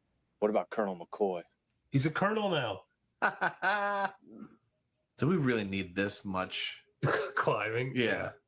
So he's a 50-year-old Delta Force operator. Correct. That sounds right. Solo climbing. What's that called? Is it called freebasing? Is that what that's called? What is it?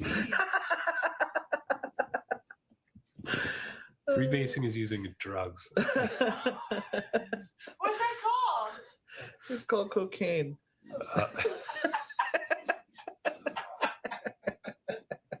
Did you look up freebasing?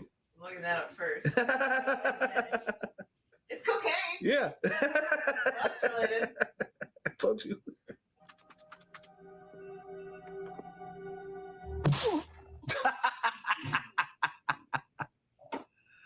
He bends down and looks at it. So let's lock and load. It's time to observe. Yes. Let's go. It's time to observe. Damn it. What's going on? Let's push him out of the freaking helicopter. Yeah. There was an accident. Yeah. He wasn't wearing a seatbelt. Tim Burton. Beetlejuice music's back. Furious strings going on. Jesus Christ. That's all of the cocaines. They're gonna be freebasing for the rest of the movie.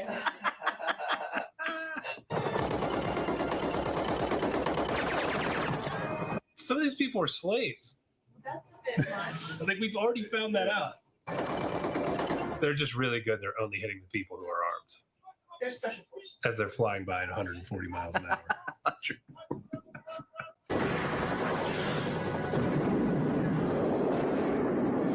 Oh, that was a pretty good shot. Why didn't they do this in the first run?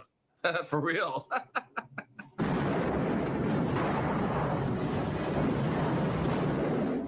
Oh, baby. Pyrotech guy for the win. Dude, they get a little sniff in there. They just be like Mario after he gets a star power. Yeah, they should be like El Scorpio and Predator too. El Scorpio is ready.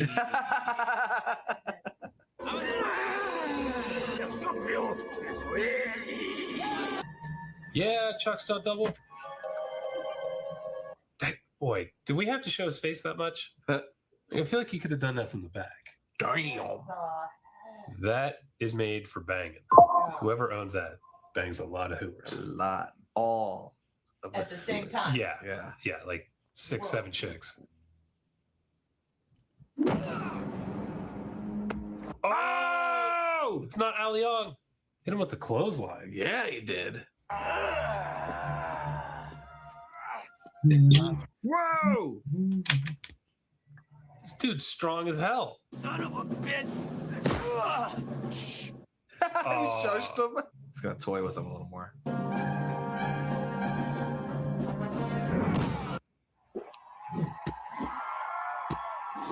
Red Pill gives you wings.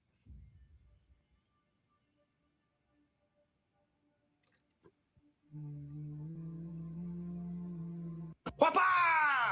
He brought that one from back here. Did he say school's out? Yeah. Chuck's like, what? I didn't mean to do that. Hang around. Uh-oh. The gas chamber. So you have to kick out the window?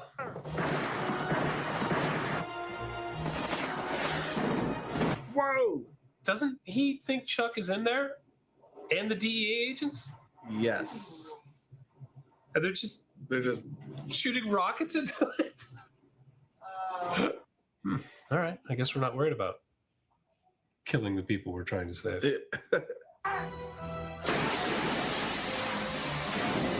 Would have been better if it was a kick. Yeah.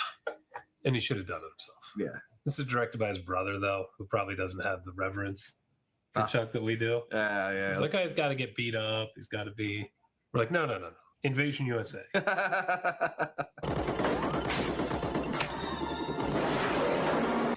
There's no one there. They're just shooting the place up. Yeah. Did we find out who the spy was? Whoever was inside the agency? Oh no, not inside the agency. I'd say it's definitely not John Ryan, because he's killing everybody. Yeah, and he's loving every second of it. Here it is. Ask and you shall receive. It's in the Coke. Is Coke like flour, extremely flammable if it's in the air? I don't know. Solid. Finally. Yeah. Oh. That was hot. Holy shit. What's going on with the music now? Da, da, da, da, da. I wonder what you're gonna do now. My friend Omedo is here. Shoot him in the knees or something. Like, he did kill your partner and his family.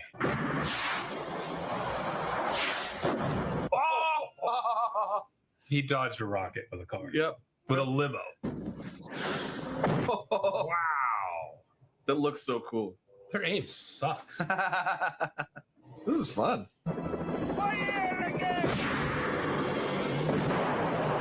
Oh. So they're shooting missiles at the car their boss is in. Yeah, they don't care at this point.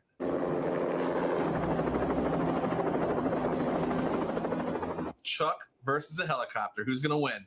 John P. Ryan.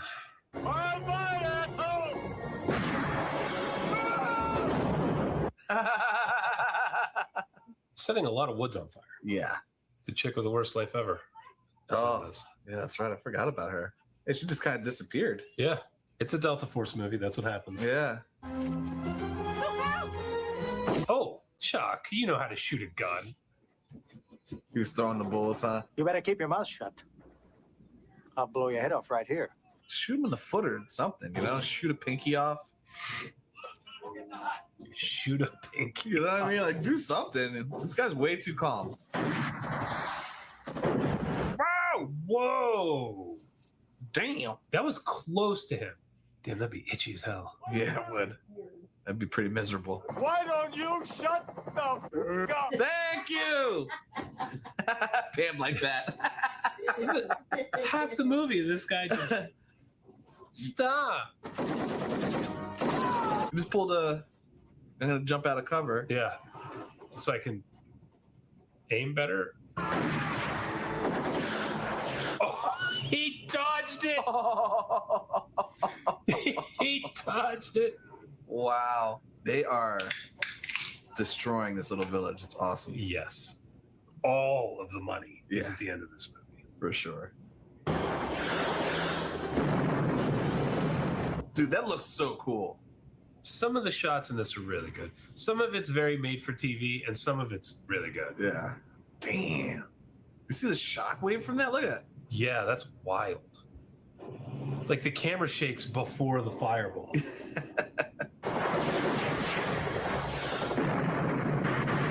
Well, I don't know where those last two went. No. Into the jungle. I mean, it'd be nice for Chuck to get the final kill, but this chick has been done pretty dirty. Yeah, she could use a little revenge. Yeah.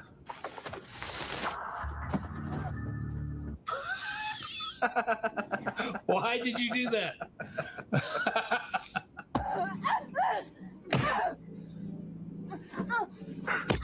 Oh. All that for her to die. Lame. Oh, yes. There we go.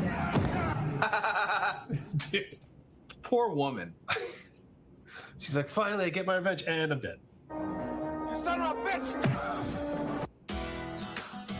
Whether you're a professional technician or simply take pride in maintaining your own cars, Harbor Freight offers quality auto tools. Oh, if Chuck is mad, yeah, you're in trouble. He'll just get freaking bailed out again. Yeah, at this point, Chuck should just kill him. Yeah. We've gone through this once. Yeah. Dude, where did they film this, man? San.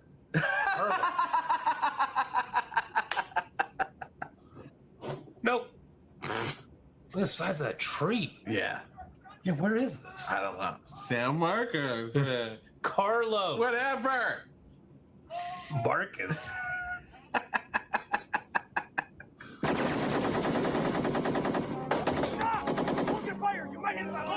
You should just tie a noose around his neck and be like, just fly away. Go. Yeah.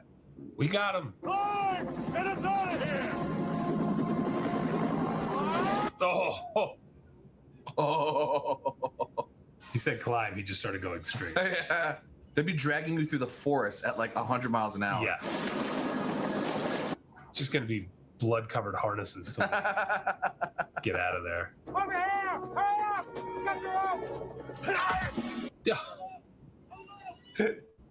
You douche. So they're going to climb and he's going to fall to his death. Guess what? Hasta la vista. Baby. They were high. Dude. How? You need like oxygen up there. Yeah. This helicopter's 30,000 feet in the air. Why haven't they pulled them up yet?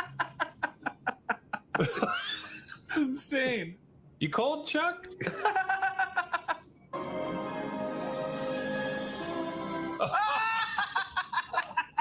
Yeah, what an ending. Wow. Aaron, was Delta Force 2 the Colombian connection? So bad it's good. I think. I mean, it's gonna get the stamp, I guess, because it's Chuck Norris. But I mean, I don't know. Not your favorite. No. Okay. Okay. Yeah, like if you're going to go against Invasion USA. Oh, yeah. No. You know what I mean? No But it's still super fun. Chuck just being awesome. Like lots of explosions. Like, you know, I love my 80s, early 90s cheese. So yeah, that's fun. That was a fun movie. Yeah. Around here, that's a hot take because I do like Tim Sale. Xander from Buffy also died, but then again, remember, Xander was the Joss Whedon self-insert, and well, remember that the one episode where he imagines his future, where his future is being a middle-aged failure who lashes out by caving a woman's head in with a frying pan while screaming, "Shut up." Better known as things Joss Whedon would do to women who tell him no for 500, Alex.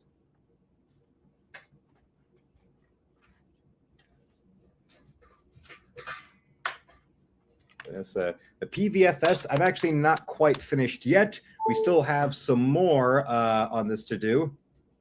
Yes, the first video comes up on YouTube for Xander Harris is the worst character ever. And he's the character in hindsight that is the most obviously like Joss Whedon, which is saying something considering Joss Whedon had no writing talent for individual character voice. Everybody just talks like the same character with a different fucking face. You might go and look back at it as something stupid or silly or whatever, but look at the Beverly Hillbillies, and by God, can you tell apart Granny from Uncle Jed, from Mr. Drysdale, from Miss Hathaway on that show, as opposed to if you looked at the blank words of Buffy, and by God, is everybody fucking the same? And I bring up old-time TV like that because remember, Joss Whedon was a Hollywood Nepo baby who had that sort of career and that level of notoriety handed to him because of his father and grandfather, who actually earned their career. And remember, yeah, his grandfather, John, was a longtime writer on The Donna Reed Show and on Gunsmoke, which were big mainstays in the earliest days of the TV business. So, yeah, his grandpappy, John, had a better understanding of the teenage psyche, writing characters on the Donna Reed Show than that prick who went to high school at a private school in England, but, oh, he understood the teenage psyche so well. Blow me.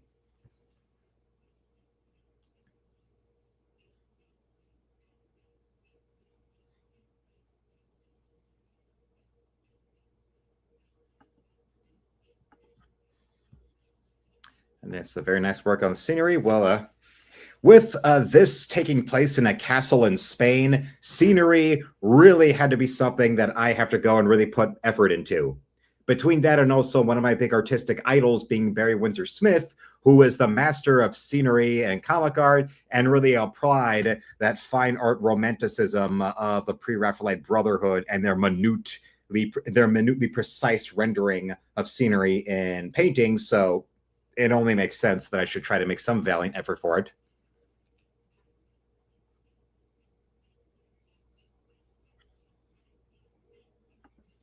I'll say slight recommendation. It's fun. Yeah. A lot of explosions. Again, too long. Yeah, way too long. An hour and 50 minutes of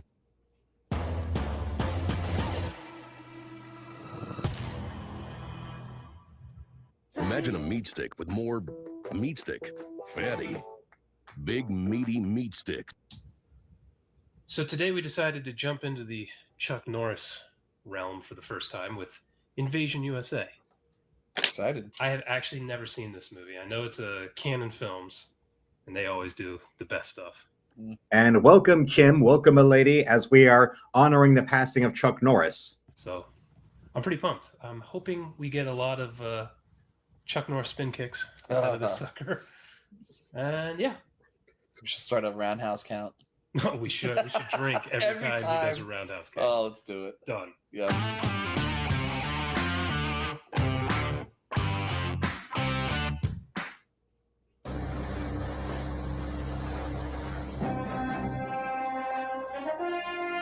Its mane flapping in the wind. It's actually what's propelling the boat.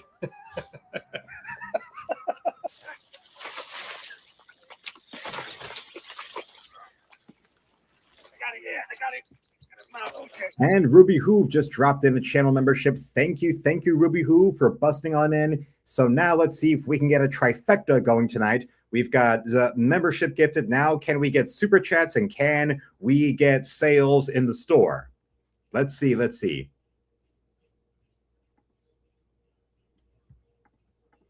That's him actually doing that. It's Chuck Norris. Why does this surprise you?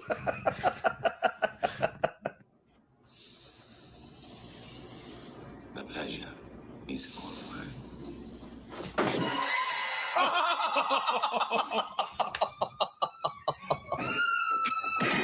Oh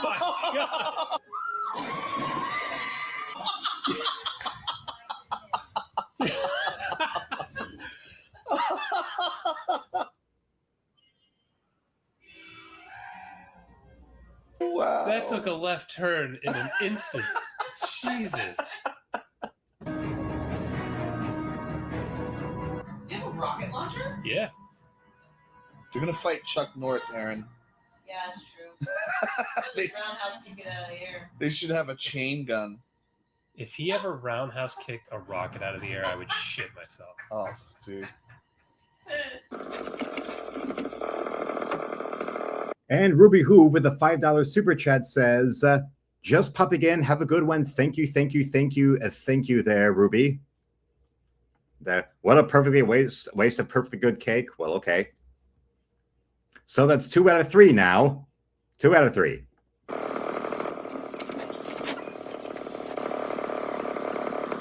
I want an armadillo. The armadillo is his pet. Along with the alligator.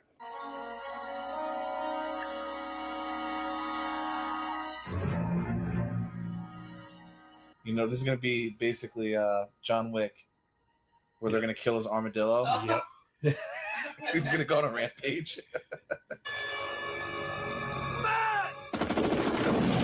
Oh! Old man got some skills. Yeah.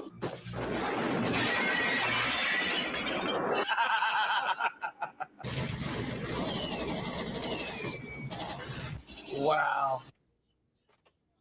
Why are you taking him inside?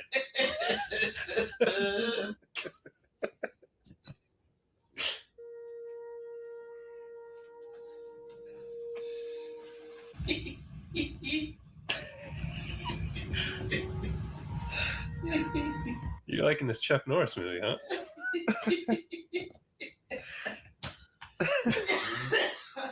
Not even one roundhouse kick has been thrown yet.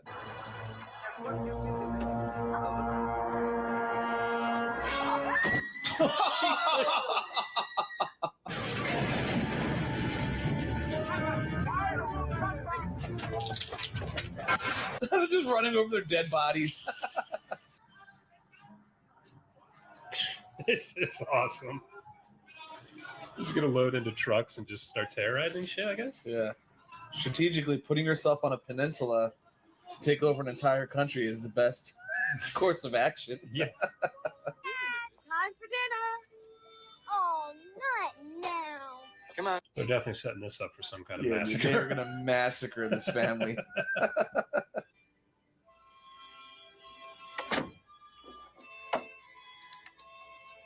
Yeah. Oh my god, they're gonna bazooka the house.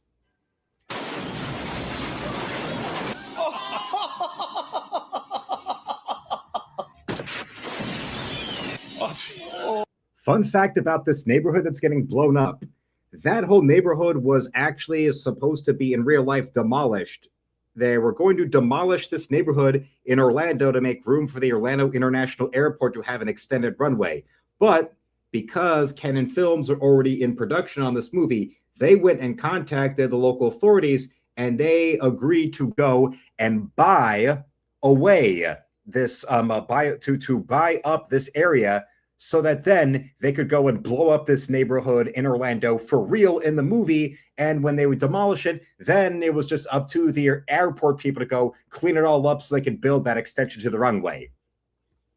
Ruby Who says, how do I get your art? Well, besides my comics, there is in my art store that is pinned to the top of the chat. You can go right there, and there's my artwork there between original pen and ink pieces, original color pieces. There are there's also original pages for original comic pages for issue 1 of Encrypted, as well as blank comic book covers that I've sketched on. So you get a comic with a sketch on it. That's my own original art instead of the cover to the comic as it was printed. And you can also commission me, because yes, there are commissions available in the store as well to answer your questions there, Ruby. And yes, look that up. This whole neighborhood that these terrorists blow up was a real neighborhood in Orlando that then the movie went and blew up for real because the government was going to do it anyway to extend the runway at the Orlando International Airport. As somebody who lived in Orlando for 6 years, I know what I'm talking about. Oh my god.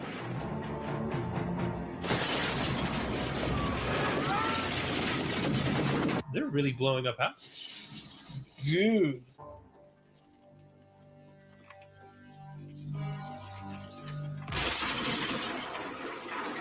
They're really blowing up this whole neighborhood.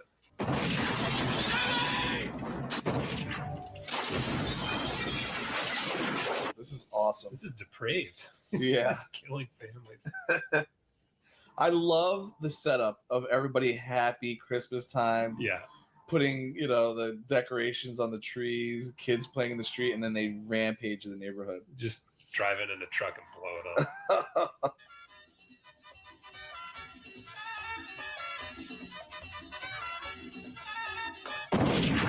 Oh!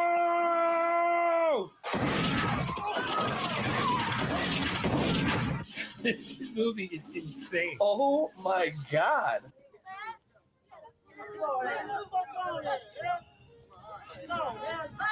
I would not accost this man. You got that, huh? I'm not sure. You want to run that by me again?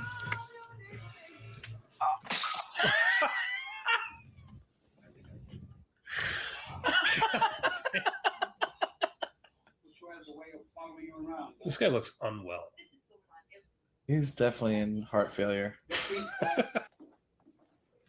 I'm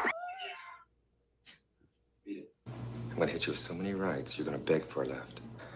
Oh, yeah.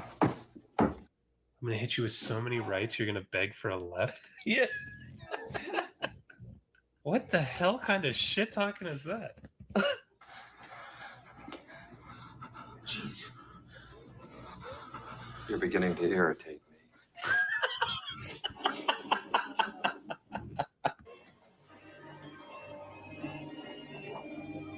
Line delivery like that is what I think boring, bony actresses that are cast in action roles because they blow the right producers are supposed to sound. They think it makes them tough or cool, but no, they just can't act. And also they don't have the actual badassery or fighting prowess to make up for the lack of acting. Unlike Chuck Norris, who fucking ruled, and Scarlett Johansson constantly drools, especially if it's over the dick and balls of somebody 4 times her age that will help keep her in stardom. And we just got an interesting email right here where it looks like Miss Ruby Hoove just went. And what did she get? Ruby Hoove just went and bought a Wolverine illustration of mine. So everybody say thank you to Ruby Hoove for single-handedly, this lady. Thank you, milady, for making tonight a trifecta, considering Ruby just went and dropped in a channel membership and a super chat and just went and bought the Wolverine pen and ink illustration that's up in my store. So, of course, we will be shipping this out immediately tomorrow. Yes, Wolverine. And also tomorrow, there is the Totally Rad Vintage Fest in downtown Detroit. I will be going to. I don't have a table set up there or anything. I'm just going there just as a guest, just because. So yes, I will be there. So I will be recording a postal video first thing tomorrow, and then I will be up at the Totally Rad Vintage Fest downtown, which is 2 days. It'll be there today and tomorrow, so it'll be a fun time. I've heard about this, but I've never actually been to the show, so this will be a great big new thing for me to go to for the very first time. So thank you there to Miss Ruby Hoove for making tonight this is a literal midnight special right here. She just dropped in, so thank you. And yes, you all should be thanking Ruby Hoove like my lady here, the PVFS is. Yes, Luke outside places. Yes, besides me shipping up to the post office. And also remember, tomorrow, the video that will be ready to go and be premiering is the video of my unboxing of the Punisher Epic Collection that Nick just sent me. And then that postal video will be up tomorrow. But of course, I will be recording when I'm there at the Totally Rad Vintage Fest. But of course, channel members will get to see what goes on there first. And then I'll go and it'll be uploaded for everyone else to see.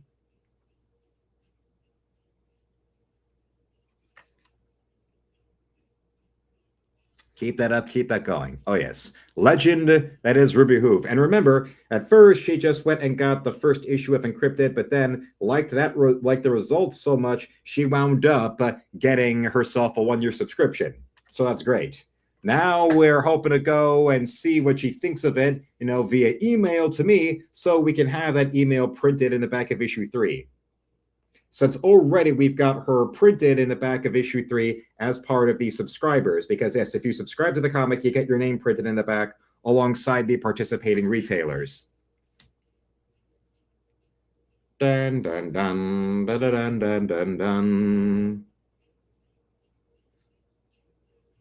I would love a motorcycle that shoots rockets like Norris's in Delta Force, but at the same time, with a motorcycle, you need a license and, insurance and all that. And the draconian insurance premiums on a bike, a motorcycle, or a car in Michigan. Oh, God, it's worse than a mortgage. That man left his package. Don't be suspicious. Don't be suspicious. Don't be suspicious. Don't be suspicious. I got your back. Like, what is he doing here? The man clearly does not want his bag. Need it now? You can get it here. The parts you need, right where you can get them. On parts.cat.com. Men don't do basic hydration. We need super hydration. Old Spice super hydration. Vitamin boost.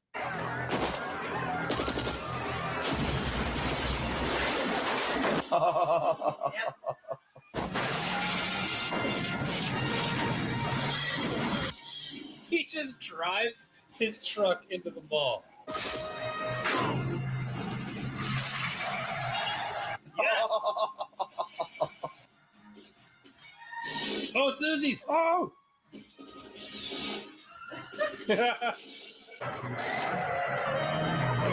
Ole! No. Yes!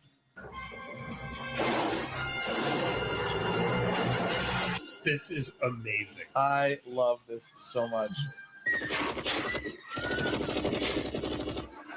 Nope, I'm out.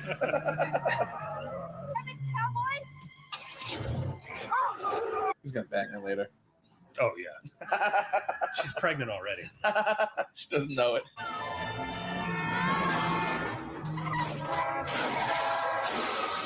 Car chases, explosions. This movie's awesome. Yeah, this movie's legit.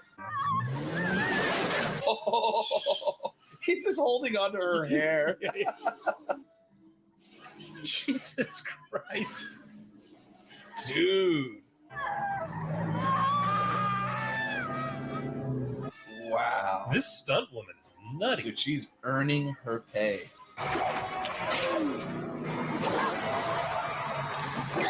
He threw a grenade in there.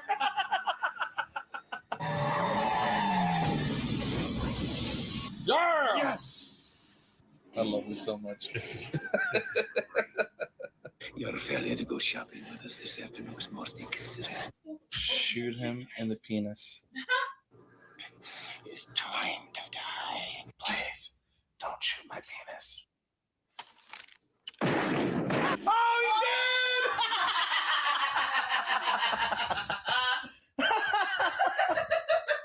Wow. Yes. Yes. Oh, God. Damn it. Look at that. That is a shot him in the dick. Multiple times again. More dick shooting. Yeah. Damn it. This dude is diabolical. What the hell? What? This is an escalation. Dude, this movie is getting better and better. How have we never seen this? I don't know, man. He's on like a Taken rampage. Like, yeah, he's just literally driving around in the truck looking for trouble. yeah! You like talking? Oh, God! I didn't think so.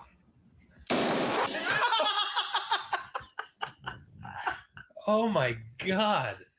Oh, this movie. This is far and away the best Chuck Norris movie I've ever seen. Yeah. Most of them are just shitty. Yeah. This is unbelievable. This is so good. Oh. I'm having so much fun right now. Didn't work, huh? Now it will.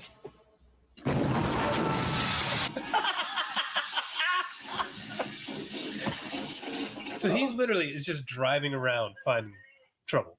Yeah, he's just finding the bad guys. Here he comes. Yes! he literally just, he has like Spidey sense. Yeah. Hunter!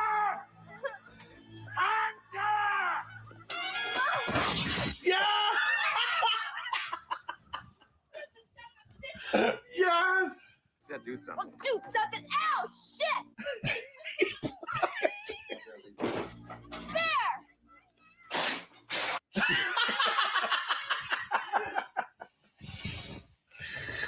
Oh. I'm in love with this movie.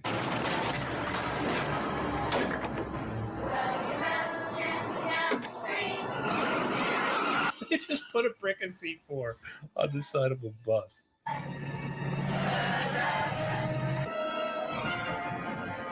You lose this? Oh, God.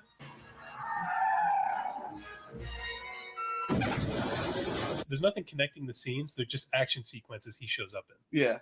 And I love it. Yeah. That's all I want to see. Yeah. Oh, wow, dude. Holy shit. That was either a hell of a dummy or somebody really died. Dude, somebody died. Oh my god!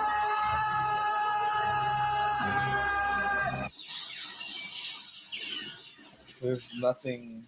Yeah. Just shoot.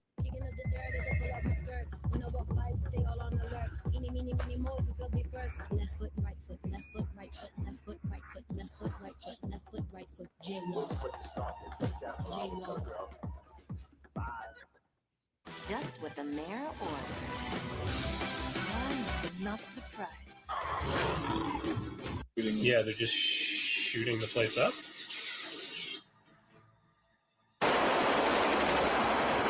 Jeez. Oh my god.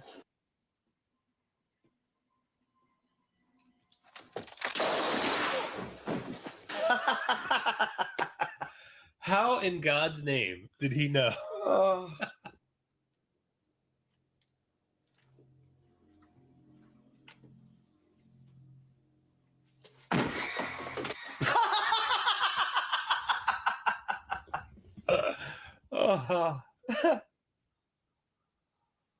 Oh, now it's time to throw some hands. Throw some feet. Did he just lovingly put his Uzis down? It's a sentimental attachment. You know how many kills he has with that thing?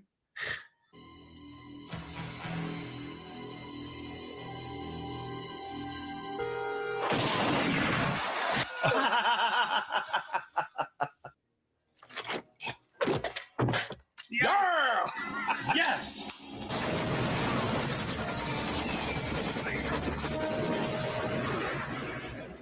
Dude, my face hurts from smiling so much in this movie.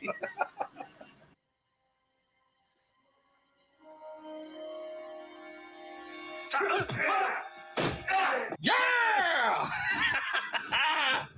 Drink to that.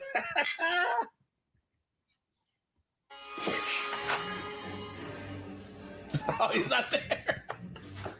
He just Batmaned him. Oh, this is so good.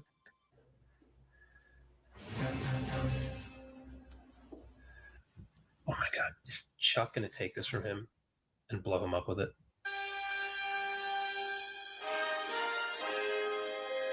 He has his own.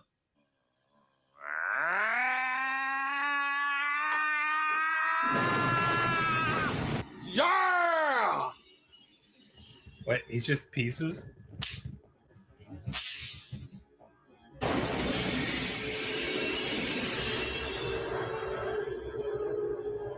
No, his head!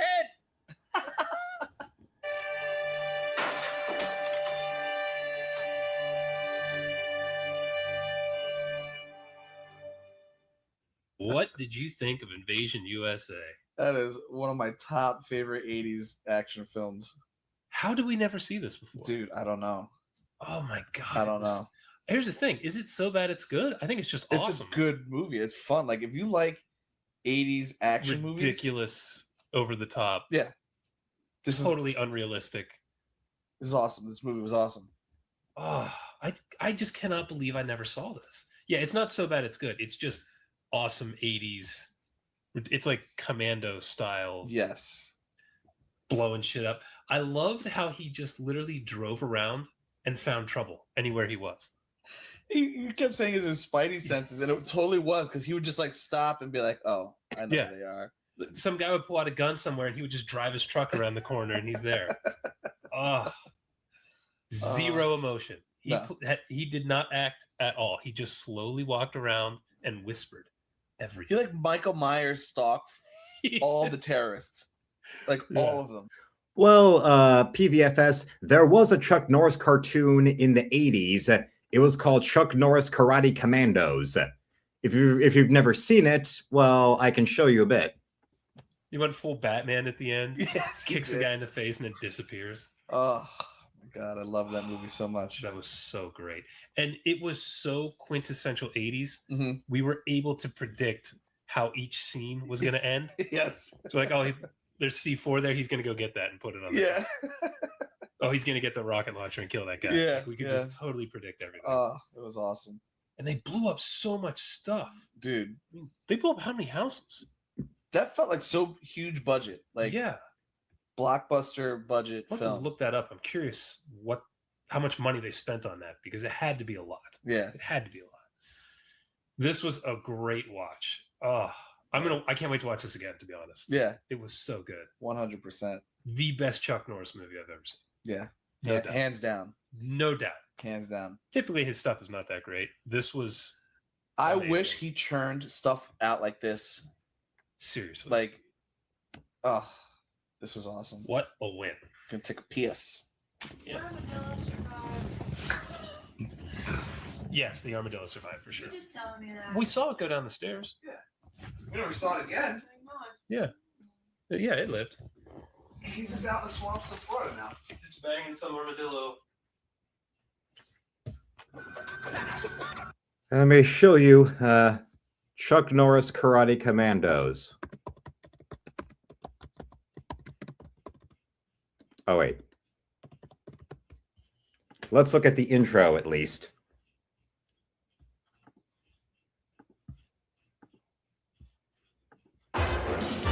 Chuck Norris. Chuck Norris, man of action.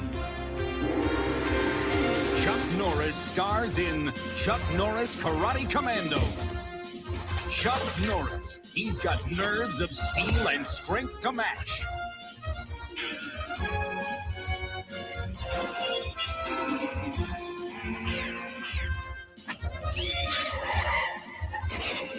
Chuck Norris with his team, Pepper. It's too dangerous, Chuck. What? Too much. Too much. Kimo, the samurai warrior. Reed, Chuck's teenage apprentice. Tabe, a sumo champion. With Chuck Norris, they battle the sinister forces of the Claw. Remember this. And the ruthless Super Ninja. Finish Norris! Chuck Norris stars in Chuck Norris Karate Commandos.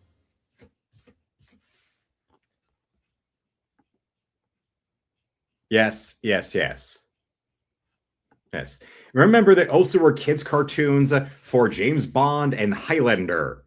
Not too long after this. Yes, Highlander, the franchise that revolves around people beheading each other, had a Saturday morning cartoon. Yes, Highlander, Last of the MacLeods. There was even a video game on the Atari Jaguar CD.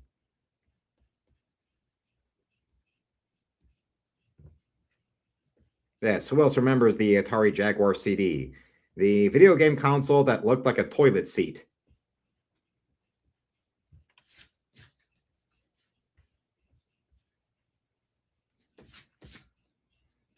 And also the best part of that intro, how many times they say his name.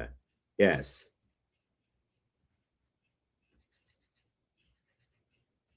That was beautiful. It's beautiful.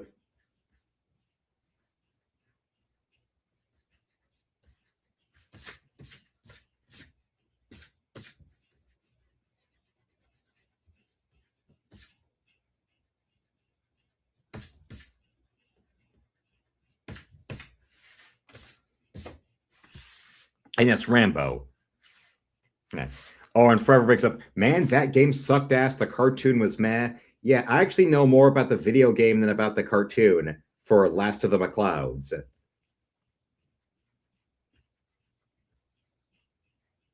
And of course, you know, why is it that Highlander, you know, repeatedly they wind up trying to make it a post-apocalyptic situation between Highlander 2, the Sci-Fi Channel original movie sequel, Highlander the Source, and then there was the premise for Last of the McClouds is also another post-apocalyptic future.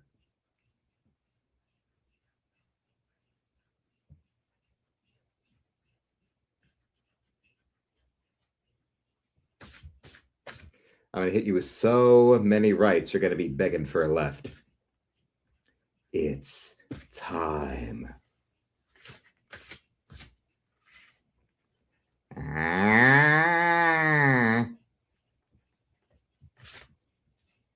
Chuck Norris doesn't sleep, he waits.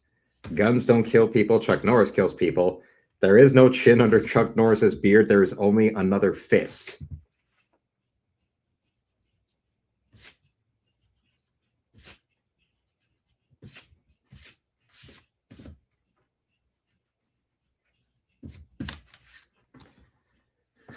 Ultra-violent movie? Let's make it a cartoon for the kids, like they did with RoboCop. I'm surprised Terminator didn't get a cartoon. Yes, right here. You know, they say Chuck Norris is so tough, there's no chin under his beard. There is only another fist. That's ridiculous. Chuck Norris? Yes. Because that's just how, that was the way of Chuck. That's how he was. And let's also not forget about his greatest achievement, the Total Gym. You remember those bits he did, those infomercials he did with Christy Brinkley, the Total Gym? Yes. Yes, yes, yes. Why? Because, of course, a man like Chuck Norris has the unparalleled virility to be able to do what Chevy Chase failed, and that was bagging Christy Brinkley. And giving her a taste of a real man after so many years of being with the likes of Billy Joel and that one dude who wound up getting caught with Vosh fan fiction on his hard drive, if you know what I mean. Yeah, a little bit like that. To save the taxpayers' money on keep sending them to maximum security prisons as part of the Scared Straight program, instead, they just started sending the kids to Chuck Norris's house, and they told him what it was these kids were guilty of. And Chuck Norris made them hold his pocket, motherfucker. Bikes! What the fuck you took? And there's 5 showerheads, 5, and they're showering 50 guys at a clip. And they're looking at me. Why are they looking at me like that? Why are they looking at me like a woman? You have to suck my dick when my dick get hard for breakfast, bitch.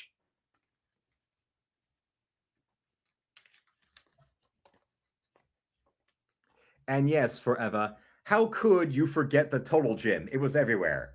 Yes. And don't forget, every piece of furniture in Chuck Norris's house was a Total Gym. And that Superman wears a pair of Chuck Norris pajamas. And that the boogeyman checks under his bed at night to make sure Chuck Norris isn't there. That Chuck Norris spent how many? He ate 3 10-pound steaks in an hour. He spent the first 45 minutes fucking his waitress. Yes. Just some other things to remember about the man, the myth, the legend, the unparalleled genius of Chuck Norris. So, suck my balls, Nostalgia Critic. You were wrong about him. Then again, Nostalgia Critic is used to being wrong about everything. Let's give a good look at what we did here with page 15 tonight. Oh, yes. Oh, yes, because, well, it's magic. Why not?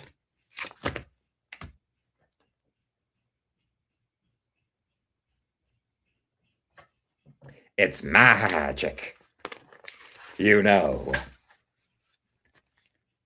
And this is the last call, ladies and gentlemen. The last call for super chats, the last call for channel memberships, or the last call for business in the store. And I want to thank Ruby Hoove tonight for making this a trifecta night. And that Wolverine will be shipped out immediately tomorrow morning. Kim says it looks great. Well, thank you right there. I was hoping it would look great with what we're doing here tonight. Oh, yes. All right. Let's just add one more little line in here.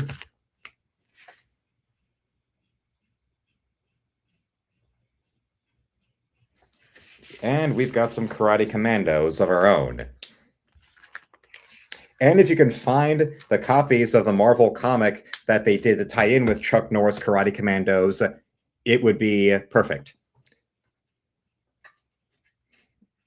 The page has great details. Well, I certainly hope it would. And I hope that then the next few pages will be even better. Because, well, now this being page 15, we're now closing in. We're getting into the home stretch. We've got 9 pages to go. So let's make that work for it so that then we'll also be able to finish this issue on time before the end of the month. Because remember, after we finish drawing issue 7, then there'll be a 5-month break from drawing the issues on stream, and I'll be getting back into completing my comic Slick. And then we also, all the other time will then be focused on the promotion and the selling and the distributing of Encrypted to really make it grow and work. Since with this issue being done, we will have issues ready to be printed all the way up till next January. So, yes, that's just how great that things go. So until then, I want to thank you all for watching. Subscribe so the channel will reach 10,000 subs. Become a member today and shop at my art store with that first link in the description, where you can buy my art or commission me, or you can support me directly with a donation. And don't forget, you can also go and buy a copy of my comic book Encrypted, where a copy is $5, an autographed copy is $10, an autographed and sketched in copy is $20, or you can get a 1-year subscription to the comic for $60, or you can get a 1-year subscription with your copies autographed for $90. So remember, tomorrow I'll have shorts at 5 p.m. Eastern, 5:30 and 6. I'll have a new video at 6:30, and I'll be live again at 8. So until then, felines, slam it, lick it, suck it, and see you, Space Cowboy.